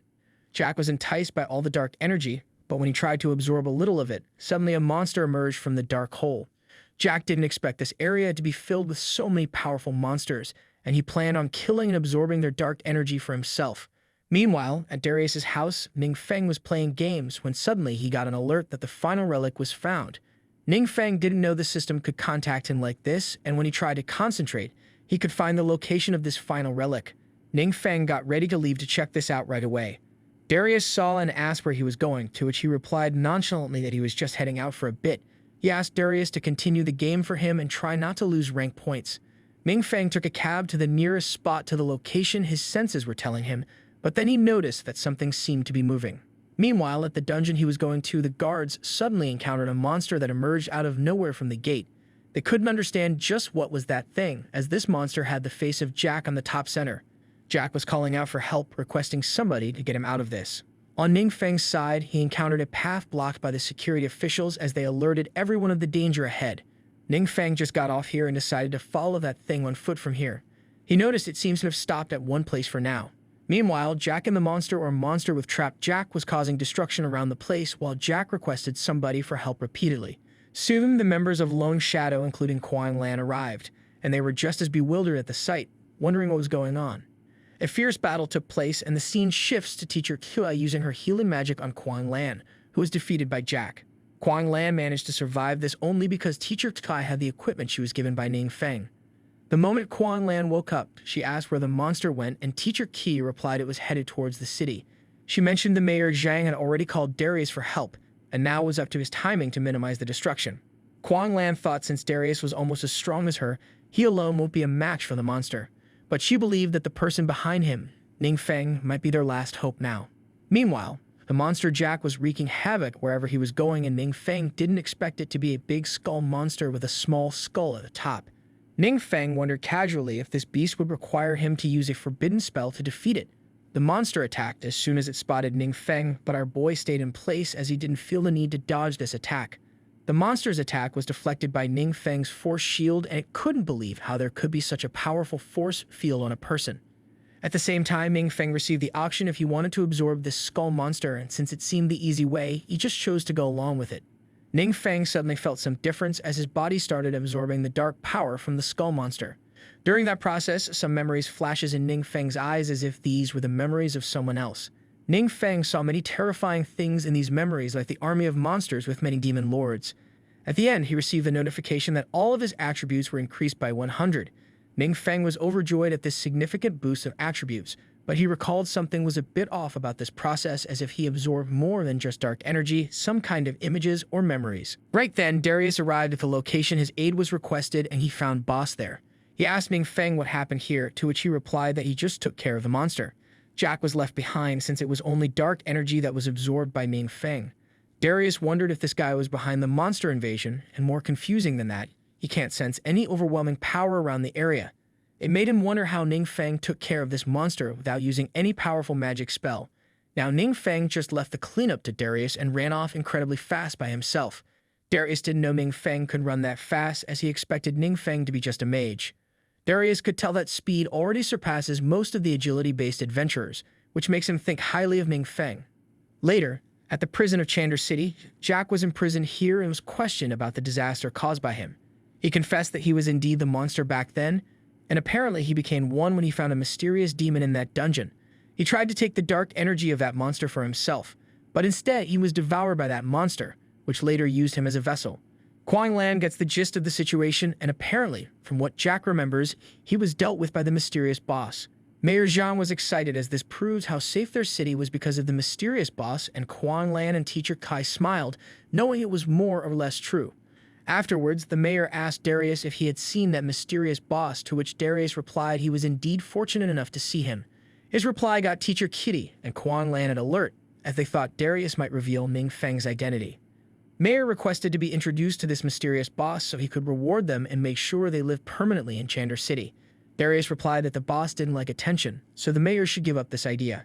Darius has already talked this out with Ning Feng before, that they will keep this notion of mysterious boss wandering, since no one can prove anything without evidence. Mayor was a bit dejected, as he believed that many people must be trying to curry favor with powerful people like this mysterious boss right now. Darius assured the mayor that since the mysterious boss has relatives in this city, he will take special care of this place for sure in future, so the mayor doesn't have to worry about it, and just make sure not to disturb him. When Kuang Lan and Teacher heard statements made by Darius, they wondered if this mysterious boss was actually not Ning Feng, but one of his elder relatives. Meanwhile, Ning Feng was back at his apartment taking a bath while trying to understand more about these so-called final relics. Apparently, he deduced these were the remains left behind by the dead demon lords, and the images that appeared in his mind before were actually fragments of them. He didn't intend to become a demon lord, so he tried to think of what use these memories were to him. Right then, Ning Feng happened to think these memories might be useful, because if he's right, these secret realm invasions will keep happening and eventually bring the end of the world in future. And currently he doesn't think there were many people like Fourth Transformation adventurers who could fight off all of these monsters in every location. He figured if this keeps up, humanity will eventually throw in the towel, so he needs to be able to do something more than just to protect himself, since he doesn't want to live in a world full of monsters. Ning Feng recalled there were ways to repel these invasions shown in those memories, so he planned on carefully using them to strengthen the trustworthy individuals who will fight to save humanity. He knew the dangers if someone untrustworthy becomes strong and may lead to unforeseen circumstances. At the same time, Ning Feng received a call from his childhood friend Wang Yu, and when he asked what was up, she replied that she finally completed her S-rank quest and her class had transformed to Shadow Vanguard. She planned to treat Ning Feng on this occasion and told him that he must come. Ning Feng agreed to come on the treat without missing it. Wang Yu sent him the location for treatment, after which she exited the job change hall. There she saw her party members standing there to congratulate Wang Yu on her successful second transformation. Even Zhao Cheng was praising her for reaching second transformation at such a young age, but being the asshole he was, he told her to come to celebrate as he already reserved a private room in the best restaurant in the city. Wang Yu claimed to have other plans tonight. She told them to have fun tonight and she'll host another party tomorrow. Zhao Cheng asked couldn't she just postpone anything else, since it was an important celebration, but Wang Yu just kept on walking ahead as she could feel envy from Zhao Cheng's words. Zhao Cheng was pissed off to see she was already acting like a stranger after second transformation. The cleric stated she wasn't that kind of person and she must have something important for real. Zhao Cheng then questioned others if they were not exhausted from trying to keep up with her progress, as she had not only completed the S-rank quest, she also awakened a new hidden profession. Zhao Cheng made others think if this keeps up, she will completely leave them behind one day. Later in the evening, Ning Feng was treated with an exquisite dish and he teased Wang Yu, saying he could only have such delicacies by following her around. Wang Yu thanked him, as it was mostly because of the emblem he gave her. Ning Feng just now learned that the emblem awakened a hidden class for her, which could play a crucial role in the coming war he saw in those memories. Ning Feng thought those emblems could be one of the ways to enhance the strength of people. Wang Yu then asked him if he knew where those emblems were found, to which he replied he wasn't sure of that. Wang Yu wished she could get some emblems to give to Ning Feng and her party. Ning Feng liked this considerate part of hers, as she counts him in everything good. Wang Yu just claims she'll figure out the emblem situation, while she wanted Ning Feng to not give up on leveling up. She also wanted to find some self-protection ability for him, since it was dangerous outside these days. Ning Feng teased her that it was troublesome to level up on his own, so he would just take her along to protect him. Wang Yu was startled by smirk and usual lazy attitude while she was serious here. Suddenly, her expression grew painful and Ning Feng asked her what happened. She replied it was nothing, but she just got a little injured while completing a mission. Ning Feng asked why she didn't get it treated. She replied she did get it treated, but still, since it was an S-rank mission, the damage from the boss monster wasn't low and she'll need time to recover. Ning Feng didn't know S-rank missions were this difficult for others. Then his phone rang, and when picked up, someone on phone asked Ning Feng in a harsh tone about where did he get that emblem. Ning Feng just hung up while Wang Yu asked him what was the matter. Ning Feng told her that some guy with a very harsh tone asked him where he got the emblem from. Wang Yu could swear she didn't tell that to anyone outside, but Ning Feng didn't care and said they should just eat. Ning Feng got called again, and when picked, the same man shouted at him not to dare hang up on him again, or he'll pay for it. Ning Feng didn't like that guy being so loud with Wang Yu nearby, so he just hung up again. After the dinner, he enjoyed himself, and Wang Yu asked him if he needed her to walk him home. Ning told her not to worry since it was just a harassing call, and with that he bid farewell for the day. Later in the night, Ning Feng arrived at his apartment, and as he entered the room, all lazy with his guard down, he was astonished by the messed up scene of his room. Then a guy in adventurer's armor came out saying finally Ning Feng was here. Ning Feng asked the man if he was the one who called him, to which the blonde assassin agreed and said he was here to punish Ning Feng for not answering honestly. Ning Feng asked the man who sent him here, but the blonde assassin just called Ning a piece of trash and said he should show some manners to strong ones. Another assassin attacked out of nowhere at Ning Feng, but to his surprise, Ning Feng just dodged it effortlessly and throwed elbow jab to the assassin's face. The assassin's weapon dropped and he was dealt with just one hit. The blonde assassin feared for his life after seeing what just happened, while our boy returned the line of blonde to him to show respect to strong ones. The blonde was terrified as he only heard the target was a one-star professional adventurer, and that too a mage, so it was just not possible for Ning Feng to defeat a 3-star assassin bare-handed. The blonde was about to throw a shuriken, while Ning Feng was still getting accustomed to his increased speed and reaction. Now he could handle many situations without even using spells. Ning Feng dodged the incoming shuriken by moving his head to the right, and the blonde was so scared that he tried to escape since the situation wasn't good for him. But when he thought the window was just there and he'd make it out safely, Ning Feng caught his leg and caused the blonde assassin to hit his face in the wall. Ning Feng told the man to clean up the mess he caused, and not just that, but also compensate for the broken stuff. The assassins surrendered everything they had to Ning Feng, after which Ning Feng asked them who sent them. The blonde replied it was Zhao Cheng who sent him here, and apparently he wanted something like a unique emblem that could be found anywhere other than Ning Feng. Ning Feng remembered Zhao Cheng from Wang Yu's party, and now since that guy was the first one to make his move against Ning Feng planned on getting back at him. He got just the right forbidden skill that he hasn't used yet, so now Ning Feng was about to use the skill, Mind Disruption, that allows him to control the target's mind and act like his clone. Ning Feng used this skill on those assassins and took control over their minds. Meanwhile, Zhao Cheng was waiting for those assassins to come to the rendezvous point, and since it was taking so long, he figured they should go elsewhere to have some fun. One of the party members asked Zhao Cheng what about the emblem search, to which he replied that he sent someone to find Ning Feng, and if Ning Feng didn't cooperate, he would experience a painful death. The other guy asked him what if Wang Yu found out about this. Zhao Cheng didn't care about that, and he very much preferred she would stop wasting her time on trash like Ning Feng. The other guy agreed and mentioned how during Wang Yu's S-rank quest, he and Zhao Cheng intentionally let Wang Yu be hurt by the boss to remind her how much she needs them to protect her. Zhao Cheng ultimately thought she'll get back to her senses after injury, but she was more reckless than he thought. At the same time, both of them were startled by a shadow appearing before them. Zhao Cheng saw it was the assassin he hired and asked him if he got any information. But unexpectedly, the assassin asked Zhao Cheng if he heard right about him causing Wang Yu's injury.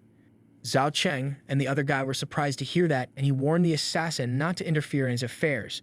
But without any warning, the assassin, controlled by Ning Feng, launched fatal strikes at both of them, then raised them by the neck. Ning Feng made it clear that anyone who harms Wang Yu does not deserve to live in this world, so you would make sure they die a painful death.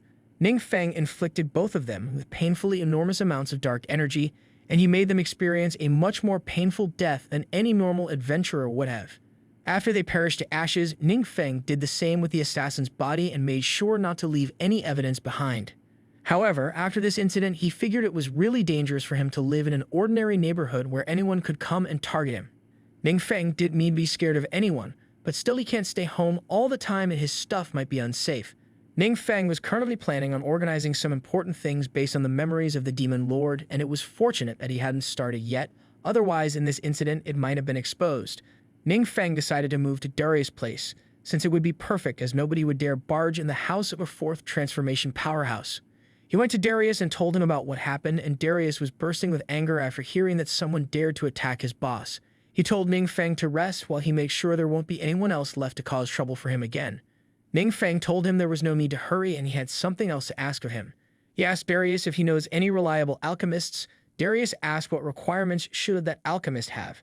Ning Feng replied that the higher the skill level, the better it would be, but it should be a trustworthy person.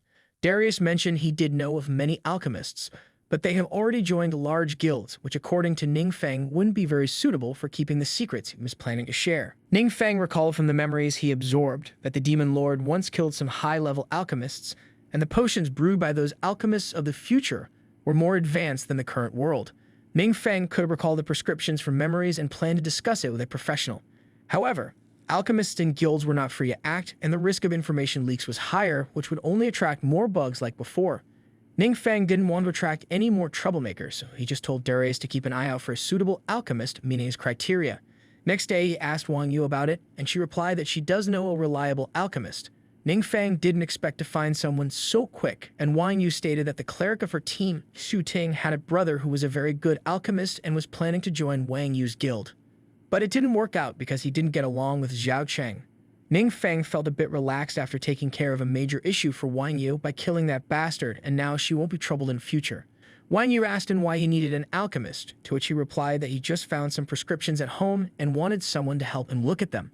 Wang Yu obviously didn't believe this home excuse again, while Ning Feng just said he did come across one while cleaning. Either way, she arranged the meeting with that alchemist for Ning Feng. Later, Ning Feng went to that alchemist's home and introduced himself. The alchemist introduced himself as Su Wei, and he wanted to take a look at Ning Feng's prescription. Meanwhile, in the house's garden, the cleric, Xu Ting, was mad because she wanted to get closer to Ning Feng, but her older brother kicked her out. At the same time, Ning Feng was getting the prescription checked, and Su Wei assessed the ingredients didn't look that particularly special, but the refining method was new to him, and it seemed quite complex as well. Xu Wei asked Ning Feng if he knew what this potion does, to which Ning Feng replied it was said to increase experience gained by 100%. Xu Wei was shocked to hear that because even the most expensive potions in the market only provide 40% increase, and if this potion really increases it by 100%, even 1 or 2 star professionals would be able to level up quickly. Ning Feng just nodded vaguely and said that was why he came to consult him. Xu Wei asked him to wait while he went upstairs and conducted an experiment. Before that, he asked Xu Ting to come inside and serve tea to the guests. After that, Ning Feng was sitting with Xu Ting and Wang Yu, when suddenly he heard the loud noises from Su Wei's room upstairs. The three wondered what happened above, and Xu Ting decided to go and check. She came across the sight of a slime that her brother uses for experiments, and it seems to be running for his life. Right then, the slime was killed by some spell, and the three were confused about what was going on. When they entered the room, they saw Xu Wei jumping around happily like a crazy man, and he said the potion really worked and had a 100% increase in experience. His excitement puzzled the girls since they didn't know what he meant, while Su Wei explained to Ning Feng that his potion really worked. Ning Feng was happy inside, as it means if this potion worked, other ones from his memory would work as well. Tu Wei shot a couple more fireballs to kill slimes, and Su Ting was surprised at the mess in this lab, since her brother usually treasures his lab so much even though she wasn't allowed to come in here. After that, Tu Wei explained the whole thing to girls, and they couldn't believe the outcome of this potion was really 100%. Ning Feng smiled to see the expected reaction, whereas Su Wei told them to keep their voices down and keep this a secret. Su Wei asked Ning Feng what he was planning to do next, as he could make an unimaginable fortune by selling this, especially considering the dangerous times these days. Ning Feng thought deeply about this, then he got a message and decided to check it. It was from Teacher Chai, announcing to students that the school was planning to take all the senior students for leveling up. Students were eager to level up since the college entrance exams were coming closer. Ning Feng was planning to start using the experience potion for his own people first, then sell them after some time in the market. Xu Ting asked if she was also one of his own people, to which he nodded, which made her all happy and hard to sit idle. Ning Feng knew if this hits the market, it will definitely cause a sensation, and those who seek huge profits will definitely come like flies like Zhao Cheng. So to deal with that situation, Ning Feng planned to have support first, since he would have to be ready to out-trick anyone who dared to play dirty tricks on him. Ning Feng added they could also bring along the Berserker, Jiangshu from Wang Yu's party, hearing which they were thrilled to share it, since that guy was worried he might not catch up enough to join the same university as Wang Yu and Xu Ting. Ning Feng considered him because he was nice to Wang Yu. Then the alchemist Xu Wei asked Ning Feng, referring to him as boss, if he got any other prescriptions. Ning Feng agreed and gave him other prescriptions, and Xu Wei mentioned he hadn't even heard the names of many ingredients listed in it. And as for some of them, he can't make them at his current level. Ning Feng figured these prescriptions were from another world, so just being able to use a few of them was good enough. Wang Yu planned to go to leveling up together, and of course she asked our boy to make sure to be there as well. Ning Feng asked her why, and she just told him to come no matter what, after which everyone just went on talking about the level up mission like some trip. Ning Feng wished they could have asked for his opinion first, but he had no other choice now. On Monday, Ning Feng arrived at the meet-up location on time, and Wang Yu was coming with others. In the middle of that, a bus passed by the road, and inside there were Ning Feng's classmates, who were making fun of him for not showing up to level up along with others. They mocked him, saying nobody would even want to go along with him in the first place. The bus just passed by, and Ning Feng didn't care since he already had his own plans. Later at the dungeon entrance, many students from other schools have arrived as well, and the students with Teacher Chai saw many people here. Students asked when they could go inside the gate, to which she replied it might take around 2 hours. Students asked why they waited so long. Teacher Chai explained that they were in the second class, so they'll have to wait for the first class to finish their turns. At the same time, one of the students saw Ning Feng ahead, and they didn't expect to see him with the genius Wang Yu, along with other cool-looking adventurers. Not just that, but Ning Feng's party was also going inside the dungeon right away, as if they had this privilege to not wait in line. Students asked why behind it, to which Teacher Qi replied that Ning Feng seems to be leading the guild, so they were probably heading straight to the depth of the dungeon. Others were jealous to see a guy like Ning Feng, who even a small monster could crush, was daring to go to deeper parts of the Lion Guild and the entitled genius, Goddess Wang Yu. Just then, someone asked him if he just took the name of Wang Yu, who was ranked 5th on the National Rising Stars list. The student confirmed it, and the bystander passed the group with his party, claiming that they seemed to have come to the right place. The man, along with his flashy armor and strong-looking party, went straight to the gate, and they were allowed to enter right away as well.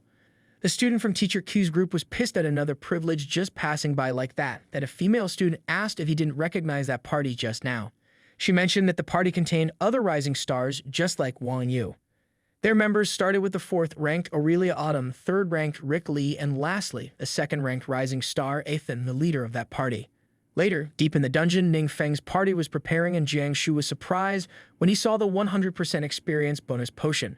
Xu Ting hit him to be quiet, and Jiangshu asked Xu Wei if this potion wasn't very expensive. Xu Wei replied it wasn't too expensive to make, and that was one more thing that made it so awesome. He mentioned that Ning Feng could easily become a guest of honor in any top guild with this potion. Jiangshu became one of Ning Feng's admirers like Xu Ting, that he modestly asked them not to be so polite. Wang Yu was happy to see Ning Feng making new friends since he wasn't very good at socializing and had very few friends. She was happy for him, especially after all he went through since failing his first awakening at 16. Wang Yu had been worried for him from the sides, and to see him chatting so happily, she hoped he could pick himself up from the sad past. Now she called for everyone's attention and told everyone to ensure their safety during the battles. She told Ning Feng especially to avoid attracting the attention of monsters. While she will handle the monsters, Jiangshu will focus on tanking, and Xu Ting will focus on buffs and protective skills. whereas Su Wei will use positions as needed. Everyone got the plan while Ning Feng was thinking this was a slow way of leveling up, but he had to go along with it for the meantime. He figured that he could just level up quickly with forbidden spells, so he doesn't have to rush or anything right now and observe others' strength. Now Wang Yu initiated the fights with her light arrow, which caught the attention of zombies and they dashed straight towards her direction. As the zombies came charging, Su Ting casted a buff spell on Jiang Shu, and he unleashed a powerful ground-shattering strike that took down a bunch of zombies at once. Su Wei followed up with throwing in explosive potions at the zombies, and he could feel the rapid increase in experience points. He was enticed to quickly level up to be able to craft new potions soon. Jiang Shu and Su Ting, on the other hand, were happy that they will be able to reach their second transformation quickly and get into a top university like Wang Yu. Just then, the sound of busting laughter came from nearby, hearing Jiang Shu ask who was there. It was then Ethan, the guy in flashy armor from another party, came and claimed he just couldn't hold his laughter upon hearing such simple things. He seems to have followed Wang Yu's party till here, and now he made fun of them, thinking the second transformation would be so easy for weaklings like them. Su Ting recognized these guys were from the National Rising Stars list, and Ethan boasted it was common for him to be recognized easily by his fame. Jiang Shu wondered why those guys were here, since they were not from Chandler City. Wang Yu stepped forward boldly and asked directly if they needed anything from them. Ethan replied that they came specially to find Wang Yu and asked if she was interested in joining their team. It wasn't a small offer, but Wang Yu just turned it down because she liked her own team more. Ethan mentioned that even though Wang Yu's team has a mage ranked 14 on the National Rising Stars list, she could come with that guy as well. Wang Yu made it clear that she didn't want to join any other guild, after which Ethan what was so great in a small place like Chandler City for her. He explained that with the increase of dungeon invasions, the monsters were becoming difficult to deal with every day, so the top 3 universities have raised their assessment standards. And this year, they'll be only recruiting elite teams or individuals, with very favorable conditions in their premises. So Ethan wanted her to know what a rare opportunity this was, since joining his team would mean a confirmed spot in a top university. He told her not to forget she was destined to become strong, whereas the rest of her team didn't seem to have a good future at all. He claimed that weakness was the greatest sin, so he disliked weaklings like those. Wang Yu was about to reach for her bow, but Ethan warned her to think twice before fighting him, since his skills would damage a wide area and get the weak ones involved as well. Su Ting told her they should ignore them and level up somewhere else. Wang Yu figured it would be right, so she walked off from there, while Ning Feng thought this guy was really overestimating himself, as Wang Yu was currently strong enough after hidden class to beat him easily. It was then the big guy from Ethan's team stepped in front of Ning Feng and asked if he was Zhao Cheng. Ning Feng denied it, in which case the big guy told him to get lost. Ning Feng was offended by his attitude, but then Jiang Shu stepped in and told the big guy he was going too far. The big guy, Rick Lee, tried to intimidate Jiang Shu with his power, and out of nowhere, he launched an attack at him. Jiang Shu crossed his forearms to block the punch, but despite that, the punch was too strong for him to block completely. Wang Yu was worried as a fight just broke out, and before she intervened, Ethan blocked her path.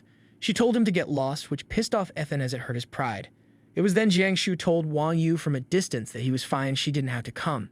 But in reality, it seems he broke a few ribs and could tell this Rick guy went too far on purpose. Jiang Shu asked Ning Feng to step back to not get hurt. Now Rick mocked Jiang Shu with a thumbs down, and Jiang Shu tried to punch him back in anger, but Rick was still faster and was to land another blow. Wang Yu and Su Ting were trying their best to help him, but they couldn't make it in time. However, someone did make it in time and stopped the big guy Rick Lee with a counterpunch. It was none other than our boy, who decided to finally make his move and made a grand entry. Wang Yu, Su Wei, Su Ting, and even the opponent's party was shocked at this sight, as a weak guy just blocked the punch from a powerhouse like Rick. Rick, on the other hand, couldn't believe it was happening for real, and he couldn't move at all against this tiny guy dressed as a mage but having much superior strength to him. Ning Feng just held onto Rick's hand and threw him away like a toy, and the big guy couldn't help but scream in pain and be tossed around just like that. Ning Feng threw the guy back where he came from, and he wasn't stopped until he hit a rock pillar.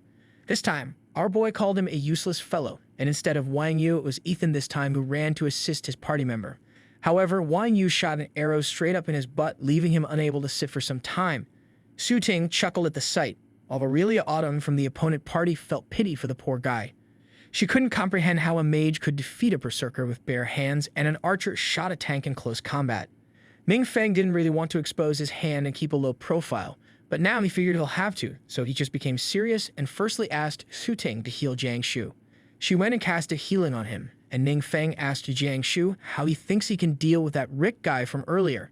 Jiang Shu replied he didn't know for sure, so he would just follow what Ning Feng ordered. Ning Feng noticed everyone's attitude suddenly became respectful towards him, in which case he casually asked Jiang Shu to go and take the equipment of opponents as compensation. Ethan called it a robbery and tried opposing it, but suddenly a punch shattered the ground right an inch in front of him. It was done by our boy to intimidate him, and it worked like a charm, as the firstly violent guy now requested him to take his equipment.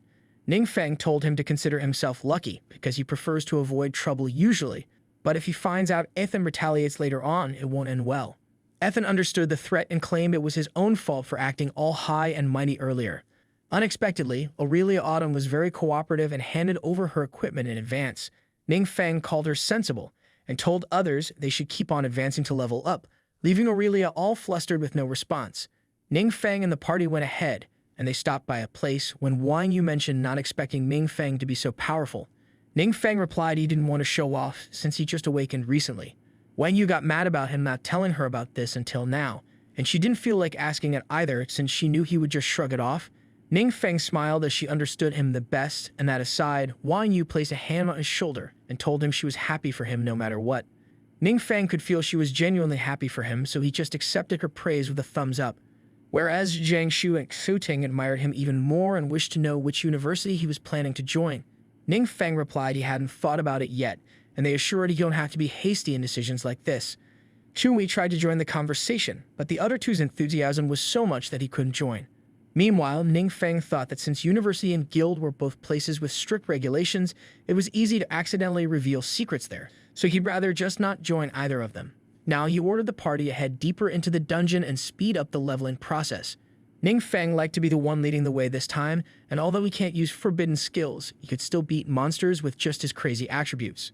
Next day, Ning Feng returned to Darius's home, and he was extremely tired after working so much only to level up by one, that too with the potion in use. Ning Feng has gotten so used to leveling up with forbidden spells and killing high-level monsters that he forgot this was the normal pacing for everyone else.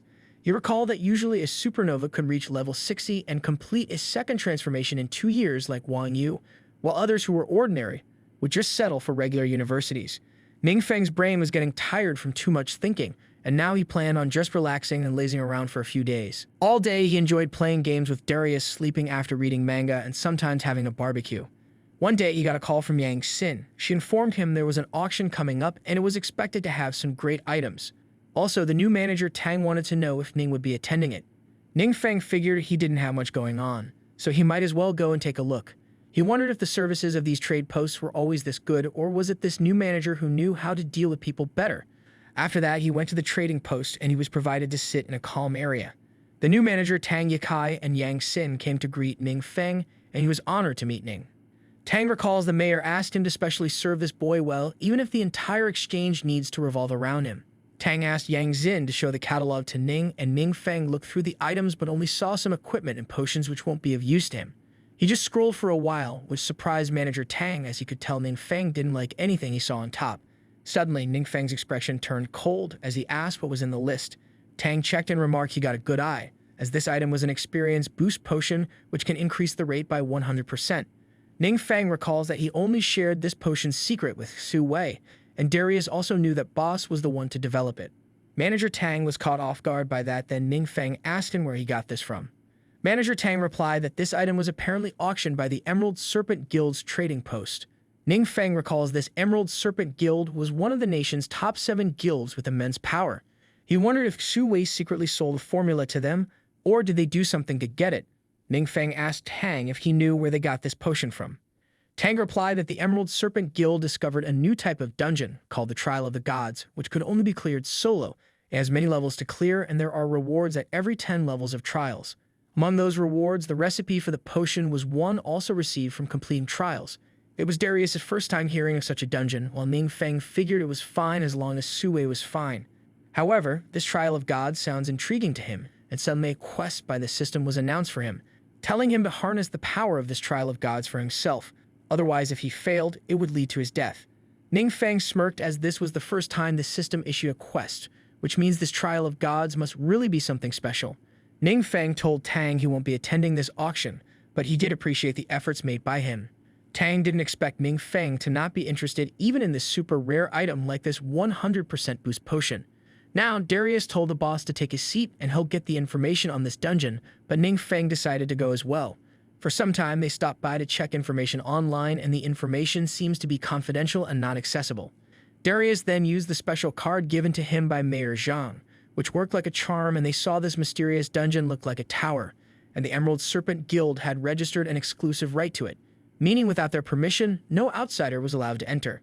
Ning Feng doesn't think he'll be able to just go like that, but he can't avoid it since the failure of this mission would lead to his death. Later, he decided to pay a visit to this dungeon to check it out himself, and here he saw guards stationed to manage who enters. Ning Feng kept walking towards the gate and used his skills to hide his presence. After that, he just took spatial steps to directly enter the gate with guards not even noticing one bit. But after he entered the dungeon, sometime later, a huge explosion occurred and even Ning Feng was in trouble after the scene happened inside. Meanwhile, the guards were thrown off by the impact of an explosion coming from the dungeon, and they decided to report immediately to the guild. Later that night, Ning Feng finally made his way out with a teleportation spell and he landed in the bed all injured and defeated. He doesn't understand what just happened, because as soon as he entered the dungeon, a surge of powerful energy burst forth and completely shattered his foul defense. Ning Feng was trying to understand what was that, and whatever it was, it also caused damage to the system, which kept increasing as the system was still calculating the damages. Meanwhile, at the dungeon, the support arrived and a healer was healing the injured guards. He informed the guild master that guards were only stunned and were unharmed. When the guard regained consciousness, he told the guild master, Noah from the Emerald Serpent Guild, that he had just passed out from the explosion. Noah wondered if the secret realm had undergone some kind of change, in which case the person behind the guild master believed he would have to take a look with that skill. Noah gave her the signal, and she activated her rare skill, Time Reversal. Noah uses this skill when they need to record images or moments of the past. The blonde mage activated the window to see in the past, and Noah was astonished when he saw a black figure filled with enormous dark power around it. This dark presence soon confronted a very bright deity, who dared at the Dark One for entering his territory. The radiant deity then charged in an insanely powerful light spell which overwhelmed the evil deity. Noah and his subordinates were perplexed upon the discovery of this evil deity, and they saw ahead that the gods seemed to have missed killing that evil spirit. He wanted to stop the evil deity so it won't destroy the world. Noah and others obviously didn't take it lightly, as it meant to destroy the world. After that, Noah took the images of this evil deity to the council of all the guilds, and although the identity of this existence was unknown, the spells released by that evil deity were powerful enough to be forbidden. The old man in gold armor was the guild master of Mighty Universe Guild, Luke Johnson. The guild masters of Honor Guild, Fey Arc, and guild master of Emerald Serpent Guild, Noah, recall that the one who passed this trial of gods will receive deity's recognition and blessings, but they never expected to see a literal evil deity to appear. Then the guild master of Dawnbringers, Evelyn, stated the key issue here was that even the forbidden spells couldn't destroy this evil deity, which wasn't good news for them. The guild master of Celestial Guild, Luna Serene, stated if this evil deity plans to destroy the world, it might not have a way to stop it. Lord Rook from the Vanguard Guild hinted they might be able to achieve a way to deal with it if they passed the trial of gods. Logan from Inferno Guild liked the idea and thought it was worth a try. Noah thought these guys must have been eyeing for this moment for him to open up this dungeon for them. Noah didn't oppose anyone wanting to participate in this trial, but he reminded them that the monsters in there won't be easy to deal with even for guild masters. So in simple words, he stated none of them were qualified for this trial of gods yet. Luke asked the last person on the other end of the table, Ragnar Blaze, about what he thought. The old man mocked what else he could think, other than how incompetent everyone here was. Luke could tell Ragnar Blaze, or Old Feng, was mad for being called here and told him they had to because of this major incident. Ragnar Blaze stated it was obvious why he was mad, because everyone in Lone Shadow had been avoiding all these disasters happening in a small city like Chandor, and if this mysterious big shot didn't help out, they would be guilty of harming the innocent and cleaning bodies right now. This man fired a Ghost Rider-like skull. Ragnar Blaze was the former leader of Lone Shadow Organization, and Luke told him to calm down as his head was getting hot on fire again. The story behind this old man's burning Ghost Rider head is that he was said to have paid a significant price to use a lot of power of darkness to save a whole city from monsters, after which he retired due to his inactivity from injuries. Luke asked Ragnar Blaze if he could show this footage to the mysterious big shot somehow. Ragnar Blaze angered them to only now take some real action, and since it was necessary, he gave in to do this task for them and turned his head back to normal. Meanwhile, at Darius' home, Ning Feng was just looking at the window, telling him that he'll have to reach a second transformation to repair the system. He wondered if he did something wrong by entering that dungeon trial of gods and proceeded to walk to the living room. There he saw an old man sitting along with Darius and Kuang Lan.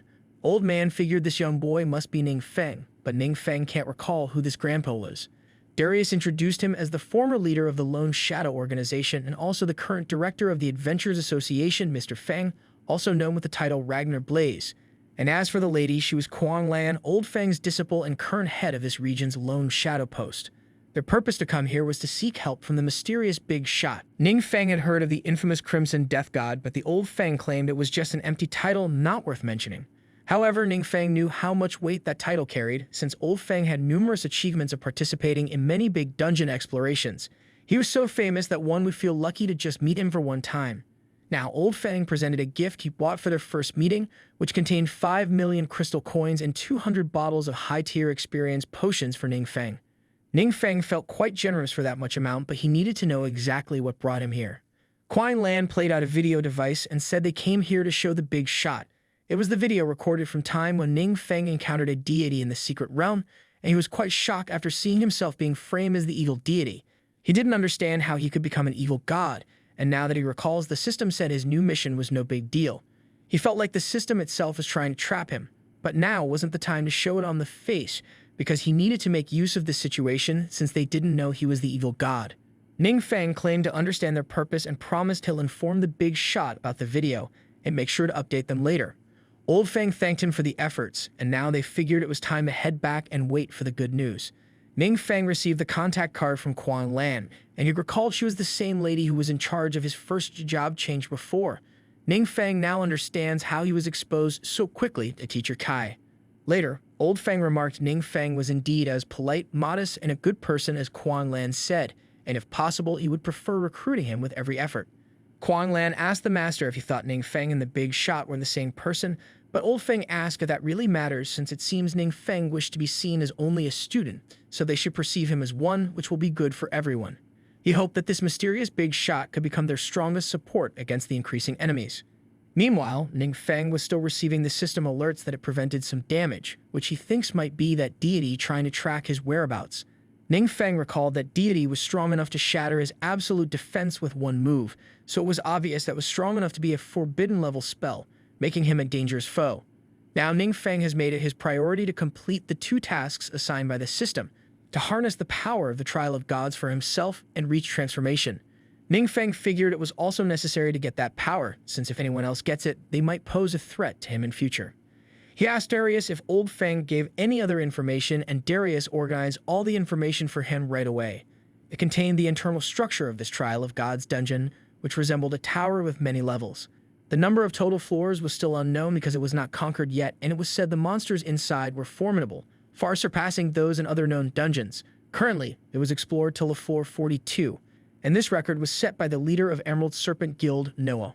Ning Feng knew if he risks entering it again, his identity might be exposed this time, so he wonders what if he just delegates this mission to someone under him, as it would technically mean the power will be harnessed by him.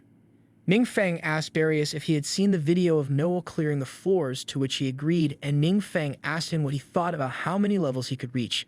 Darius replied he could clear around 35 floors, and Ning Feng contemplated that Noah was near the 5th transformation, so he was stronger than Darius. Ning Feng wanted Darius to go and clear that trial since he was one of his own people, so he thought what if he just prepared Darius for a special training session.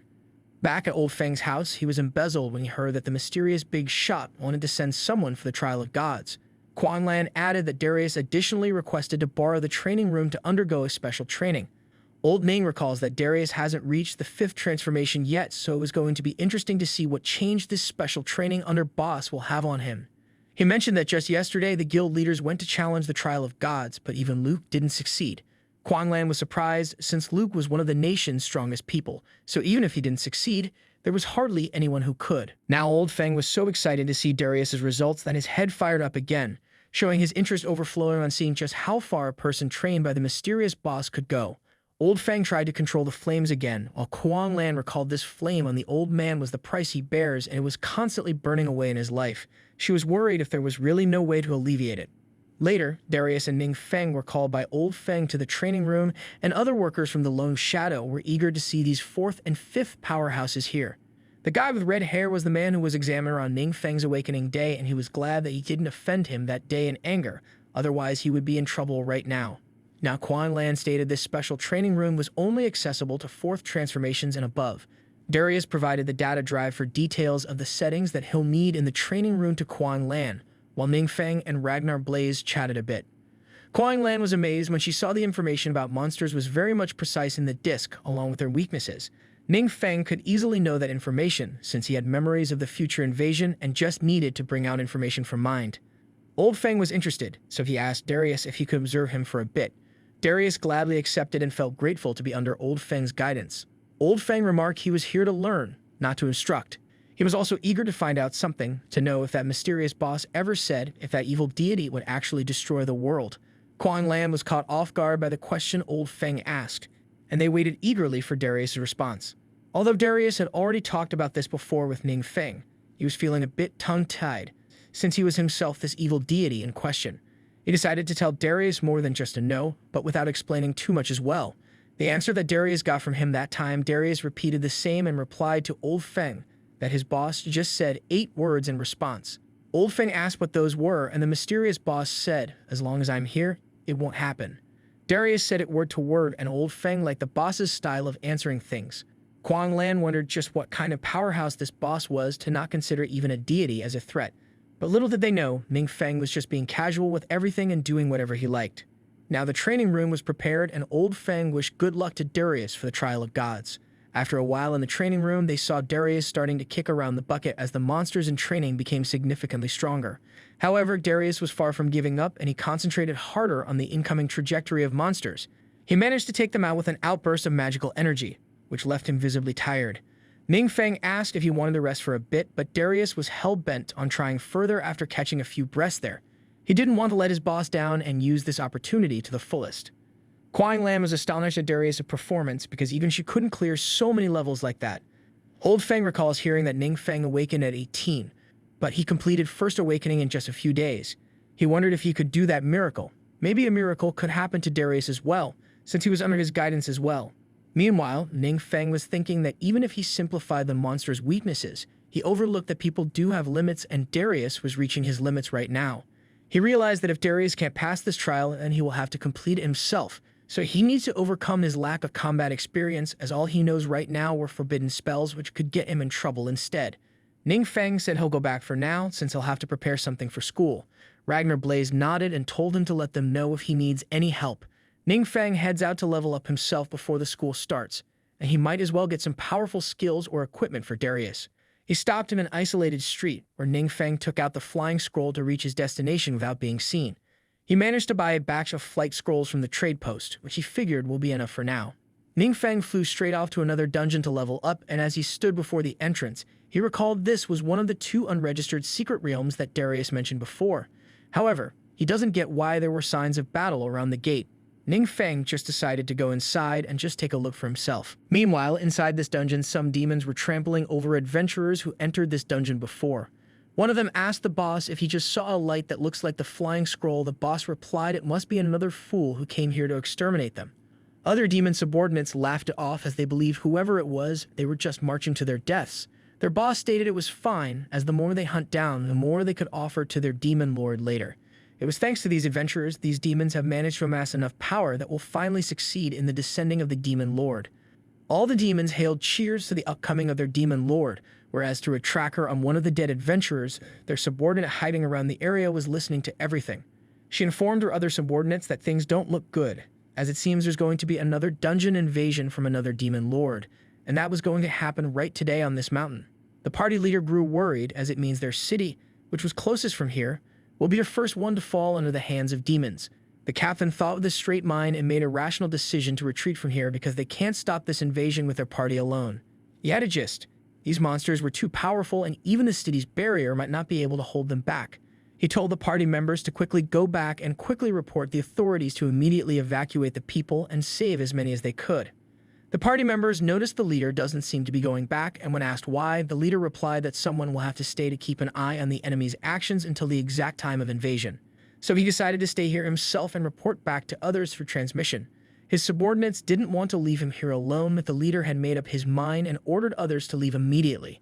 They ran back right away to report back as soon as possible, while the captain looked at the sky, thinking he might not be going back home this time. He called his kid and told her with a smile that he will be busy in some emergency, so she will just have to listen to what mommy says. His daughter asked him where he was, to which he just replied, "Daddy's at work, and he'll be a bit busy and have to go now." He hung up the phone to not fall weak to emotions, but when the daughter called him again, he picked up and she asked why did Dad hang up before she finished talking.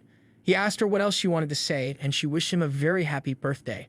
It's something that could make any grown man cry, and the man returned to fulfill his duty, whereas his subordinates were going as fast as possible so they could come back faster as well. They were worried for the captain, while their captain was in tears because he wanted to see his family one last time. Meanwhile, inside the dungeon, the demon lord's followers just finished their offerings to the lord and hoped the lord would bestow them with more dark power. Meanwhile, Ning Feng was inside the secret realm leveling up by defeating monsters. He ended up finding an ice spell Frost Arrow, which converted into the forbidden spell that allowed him to summon an endless ice disaster with merciless cold. Ning Feng was enjoying it here, since the experience points gain of monster tier was higher, and he leveled up to 37 in no time. Ning Feng didn't notice the still alive demon in ice beside him yet and got busy checking out another skill book he got. Later, when he was going outside the secret realm, the demon lord's followers just arrived, and they thought the demon lord was coming from the entrance, so they bowed down to the gate. However, they were left puzzled when Ning Feng came out of the dungeon instead. Ning Feng also didn't expect more monsters outside the realm, and he was startled by the sudden confrontation. The demons questioned him about the demon lord, but little did they know the demon trapped in Ning Feng's ice attack was the demon lord itself, frozen in place and barely alive. The demons assessed this guy seems to be an outsider, in which case he commended how he came here alone. The demon thought you must be the one who came here before with the flight scroll, and perhaps he could be one of those seeking to pledge allegiance to the demon lord for dark energy. He straight up asked Ning Feng if he came to join the demon lord, and Ning Feng straight up denied it on their face and said his business was none of their business. The demon asked our boy if he even knew who he was. The demon introduced himself as Gurong, an ranked demon who killed over 200 adventurers till now. Ning Feng was annoyed by all the yapping and told the demon to just fight if he wants to but not waste his time. Gurong grew extremely pissed and threatened to kill Ning Feng now. Other demons also wished to kill him, but while they were preparing, the sky above their heads turned darker and darker as Ning Feng unleashed his dark power to overwhelm the enemy with fear. The demons didn't understand the hell was that, but little did they know it was one of Ning Feng's newly learned forbidden spells, Dominating Vision, which traps enemies in an illusion and reveals all their weaknesses. Ning Feng could see all the weak points of the demon, and the major one of them was his shoulder injury. Ning Feng could see the potential of this skill, and he directly threw a jab to the demon's shoulder. In this illusion, Ning Feng could repeatedly target the trapped enemy's weaknesses and torment them like a helpless prey under his dominating vision. Meanwhile, further down the mountains, the captain who remained behind to keep an eye on invasion was finding it strange, as there were no signs of invasion anymore. He planned to go closer and look it up, as he doesn't care about dying anymore because he was going to die anyway as long as he was on this mountain today. After he went there, the man let out a confused scream as he tried to make sense of the slaughter here. Captain's subordinates were shocked to hear those demons who killed so many adventurers like flies before were now killed. They asked the captain what happened to this secret realm, to which he replied that the entry was blocked by a massive ice storm and there doesn't seem to be any demons around the whole place. It was hard to believe, and subordinates asked him what happened to the dungeon's boss. The captain replied that he mistakenly shattered the boss as he found it frozen inside an ice crystal which broke from just a touch. And the fact that the boss didn't drop any items means he must have been thoroughly killed. Captain's subordinates asked if that dungeon invasion was still going to happen, and the captain struggled to come up with an answer for that. Meanwhile, Ning Feng returned home and asked Darius if he was still in the training room. Ning Feng told him to come back and rest for a bit, but Darius was disappointed because he was stuck on the 45 level and he felt he was unworthy to be Ning Feng's disciple. Ning Feng assured him it was alright to take a few days off, and humanely sent him to training to get the idea of that realm. Next week, Ning Feng told him that he'll be arranging a special devil's training for him. Darius was teared up to know Ning Feng hadn't given up on him, in which case he decided to treat him to anything for dinner tonight. Ning Feng saw Darius running away in excitement for this upcoming devil's training. After that, he decided to play some games during this break, and at the same time he received a message from Ragnar Blaze. Ragnar Blaze called him to play the game together to rank up, and Ning Feng was wondering if it was really Ragnar Blaze's account. Ragnar Blaze sent a voice message to confirm it was really him, and Ning Feng didn't expect him to be such a friendly guy. They played a game together and managed to snatch victory thanks to Old Man's great skills in the game. Ning Feng didn't expect him to be so good, and Old Feng replied that he just used to play with his grandson a lot, who was currently preparing for college entrance exams. He mentioned he was the same age as Ning Feng, and Ning Feng suggested they should have a trio match sometime. Ragnar Blaze was up for it, which made Ning Feng think highly of him as he turned out to be more than just a righteous man with a high position officially. He figured if he built a good relationship with him, it would surely make things much easier for him in future. Ragnar then informed him of the Supernova training camp, where universities will select outstanding students based on their performance during the camp. They would be admitted without an exam and provided with excellent resources for development. Ragnar mentioned he had 2 spots left to refer, and asked if Ning Feng wanted to go. Ning Feng recalled thinking back that he didn't really plan to go college, but now if he needed to fight the so-called gods and demon lords, he needed more people by his side. Thus, he accepted Ragnar Blaze's offer. An old man told him that he'll save 1 more spot for Ning Feng so he could also bring an teammate he wants as well. Ning Feng thanked him for the help, whereas Ragnar was glad to do so as he found Ning Feng similar to his grandson and thought they might become good friends. The scene shifts to the next day at the Chandler City School at Ning Feng's class, where other students were talking about the universities changing their standards this year. Many students didn't like the sound of it, as they, despite being 2- or 3-star professions, won't be able to get in, just like some 1-star profession losers, referring to Ning Feng. When the class started, teacher Kai introduced a new transfer student in their class. As the student greeted everyone, students were awestruck by the sight of such a beauty joining their class, which was none other than Aurelia Autumn. Ning Feng remembers her as the troublemaker from earlier, while other students knew her as the 4th-ranked student on the National Rising Stars list. Students were puzzled at why someone so talented transferred from a big city school to their city. Then Aurelia asked the teacher if she could sit next to Ning Feng, and she hesitantly agreed to her request.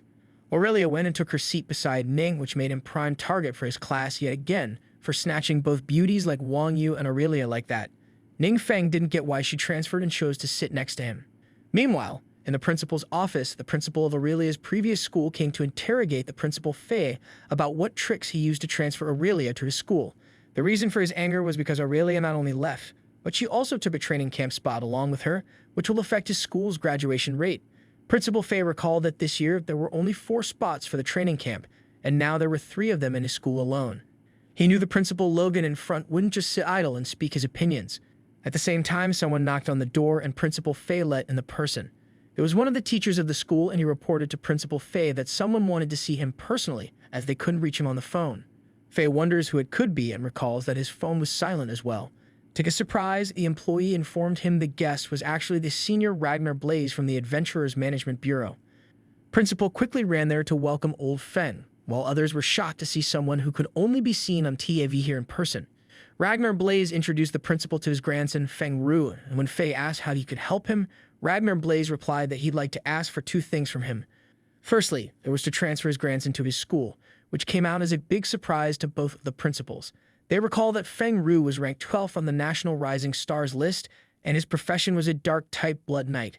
It was said that Feng Ru didn't show his full strength at the time of testing, because he was worried of losing control of the power of darkness.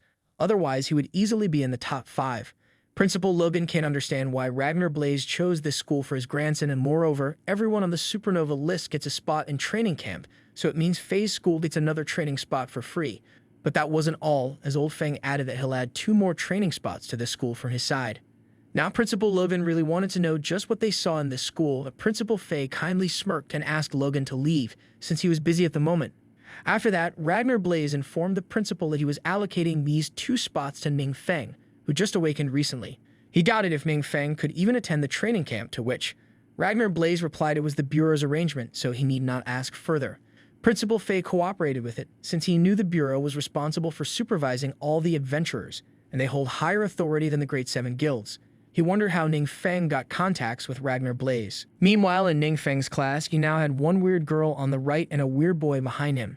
But it didn't end there, as even others ended up transferring to his school just now. He asked them the reason for it. Xu Ting replied she just heard of the school missing students, so she saw the spots and took the chance to remain around Boss Ning. Wang Yu was visibly in a contest with Aurelia, while Jiang Shu was getting along well with Feng Ru on the back. Aurelia realized she wasn't the only one attracted to Ning Feng, which could be troublesome for her later if she didn't work hard enough. She had also prepared a gift for him and was looking for an opportunity to give it to him. At the same time, other students were envious of Ning Feng, as they wished they could be the center of that group with so many rising stars. Ning Feng feels his surroundings becoming livelier than before, and as for Zhao Cheng matters, it seems school doesn't care about his disappearance. Meanwhile, in the Zhao family's residence, Zhao Cheng's father was sitting in depression, as there still has been no news of his son yet. He contacted a powerful figure to aid in this investigation and hoped to receive some news soon. He asked about the situation at school, to which his man replied that the principal didn't wait for allocating him the training spot and gave it to someone else due to delays. Zhao's father gets it and orders his men to let him have some disturbance-free time in his son's room. He went to Xiao Cheng's room, and the whole room was so empty with all these pictures of Xiao Cheng, but not him here. Zhao's father pressed one of those pictures and opened a secret pathway, which led him to a dark place with some rocks that symbolized some demonic ritual. The scene shifts back to the class, where Feng Ru gives a purple-level item to Ning Feng. It was a skill book of water summoning magic, which Feng Ru found on one of his recent conquests. Ning Feng remembered that finding summoning skills was extremely rare, so they were quite valuable. Aurelia also took out what she brought him as a gift, which was also a skill book of battle mage skill. It was also a very rare profession, and even though he couldn't learn them yet, he will later. Ning Feng actually tried to go on leveling up in the dungeon, but for some reason, he couldn't enter it, as that secret realm required at least 5 people to open. He wasted his time by going there with lack of information, but now he was prepared with more people around him to challenge it again. He smiled and told both Feng Ru and Aurelia that he might have much to offer in return. He would still like to give them 40 bottles of high-experience potion each. Aurelia heard these items were only available to high-ranked people, and to think he gifted them so casually like this, both of them were even more sure that Ning Feng was definitely worth holding on to tightly. Wai Yu also had a gift for him, and Ning Feng asked what it was. She replied it was a newly concocted potion by Su Wei, and he asked her to pass it to Ning. She gave him this orange-level potion, and Ning Feng seems to have a use for it in his mind. Later, he went back to home, and Darius prepared himself for the special devil's training. Ning Feng then handed over the potion from before to Darius, and he told him it was a nourishing elixir, which could heal long-standing internal injuries. He told Darius to drink it, so they could start the special training. Darius formed punches in excitement, and he quickly gulped down the nourishment potion in one go. Ning Feng asked him how he feels now, to which Darius replied he was feeling warm currents flowing through his body, dealing with all the fatigue from before. Ning Feng knew this potion was remarkable, since he himself used it after sustaining those hidden injuries from the time he got injured. Next up, he stated it was time for training now. Darius stood firm, listening to his commands, followed by an instruction to let Ning know if he felt overwhelmed during the training. When they arrived in the training room, Darius began to feel an excluding pressure around him, which happened because of Ning Feng awakening his dominating vision skill on him.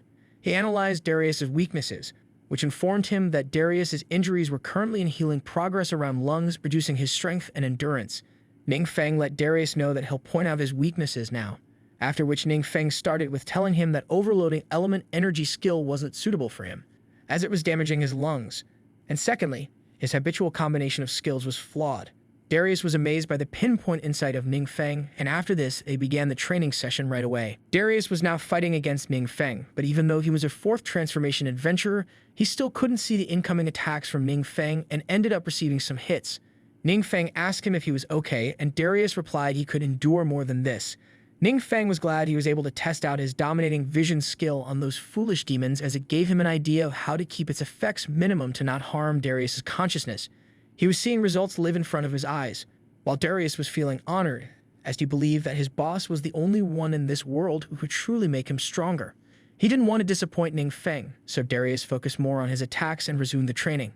After some time, Darius went challenge the training room based on the Trial of Gods, where he fought against the demons.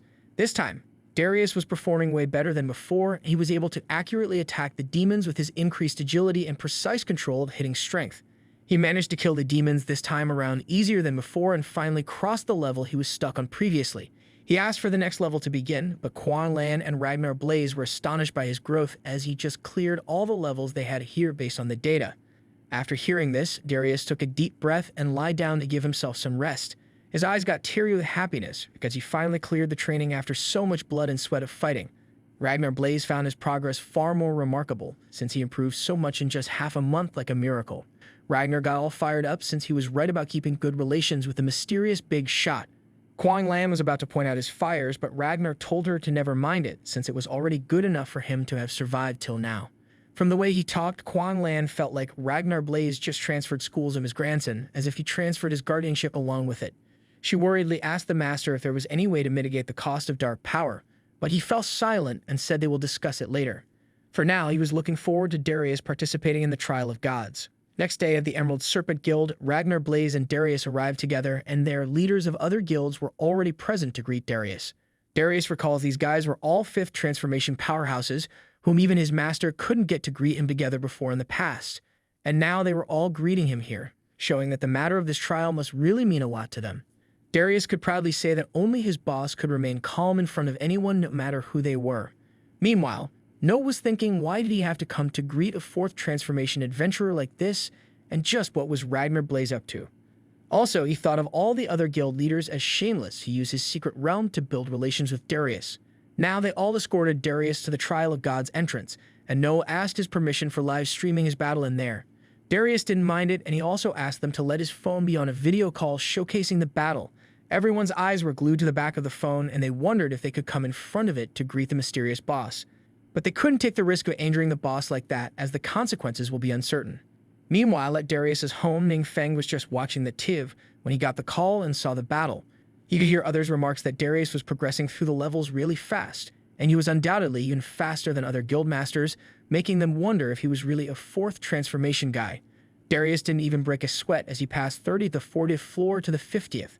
Everyone was awestruck as Darius just surpassed Luke's record, and now Darius was up against the monsters with even more ferocious aura. However, Darius didn't even flinch, and he defeated another stronger demon, keeping the pace. After the 50th floor, Darius received an announcement that he had successfully cleared the Trial of Gods. Everyone focused on the battle without blinking, as this was a very crucial point. Darius was now seeing a bright light blessing upon him, and he'd achieved the first clear reward of this Trial of Gods. In the reward, Darius received a forbidden spell for himself. No one could have expected that the reward would actually be a forbidden spell, and since the announcement says it was the first clear reward, it means no one else could get it after this. Noah thought this reward should have been his, but since Darius was the one to clear it, he was starting to learn the forbidden spell. However, Darius failed to learn it due to his class not being perfect enough yet. The spectators wondered what it meant, whereas Ning Feng recalled something similar from the Demon Lord's memory about the classes not being optimal yet. He wondered if Darius won't get the reward then, but to their surprise, the reward got changed to a divine emblem. Darius was provided with 3 options to choose to advance his class to. First was the Martial Spirit, Sword Master, Battle Saint, and an Immortal Soldier skilled in various weapons usage. Darius decided to go with a Martial Spirit, Sword Master, which honed all of his sword skills to the peak. Once that reward was decided, Darius achieved the condensed Kai emblem of orange level. Darius consumed all the divine energy from the emblem, and once he was done, the people outside saw a strange phenomenon happening in the sky. It was like a worldwide announcement, stating that the Trial of Gods in Laurel City was cleared. People began to record the scene in the sky, and Ning Feng also saw that his mission of making a Trial of God's power his own was completed. The Council of Guild Leaders was more focused on the part, which said their world level increased by 1. After that, Darius came out, and everyone could feel his strength was no longer around the 4th transformation level anymore.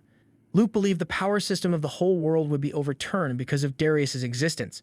Luke asked Darius if he was interested in joining his guild, and others started asking the same question. But Darius turned them all down as he doesn't plan to join any guild for now. Later at home, Darius was emotional as he gave the news to Ning Feng and said he did his best and didn't let him down this time. Ning Feng praised him and proceeded to talk about the emblem Darius got. He drew the Vanguard emblem and asked him if that divine emblem was like this.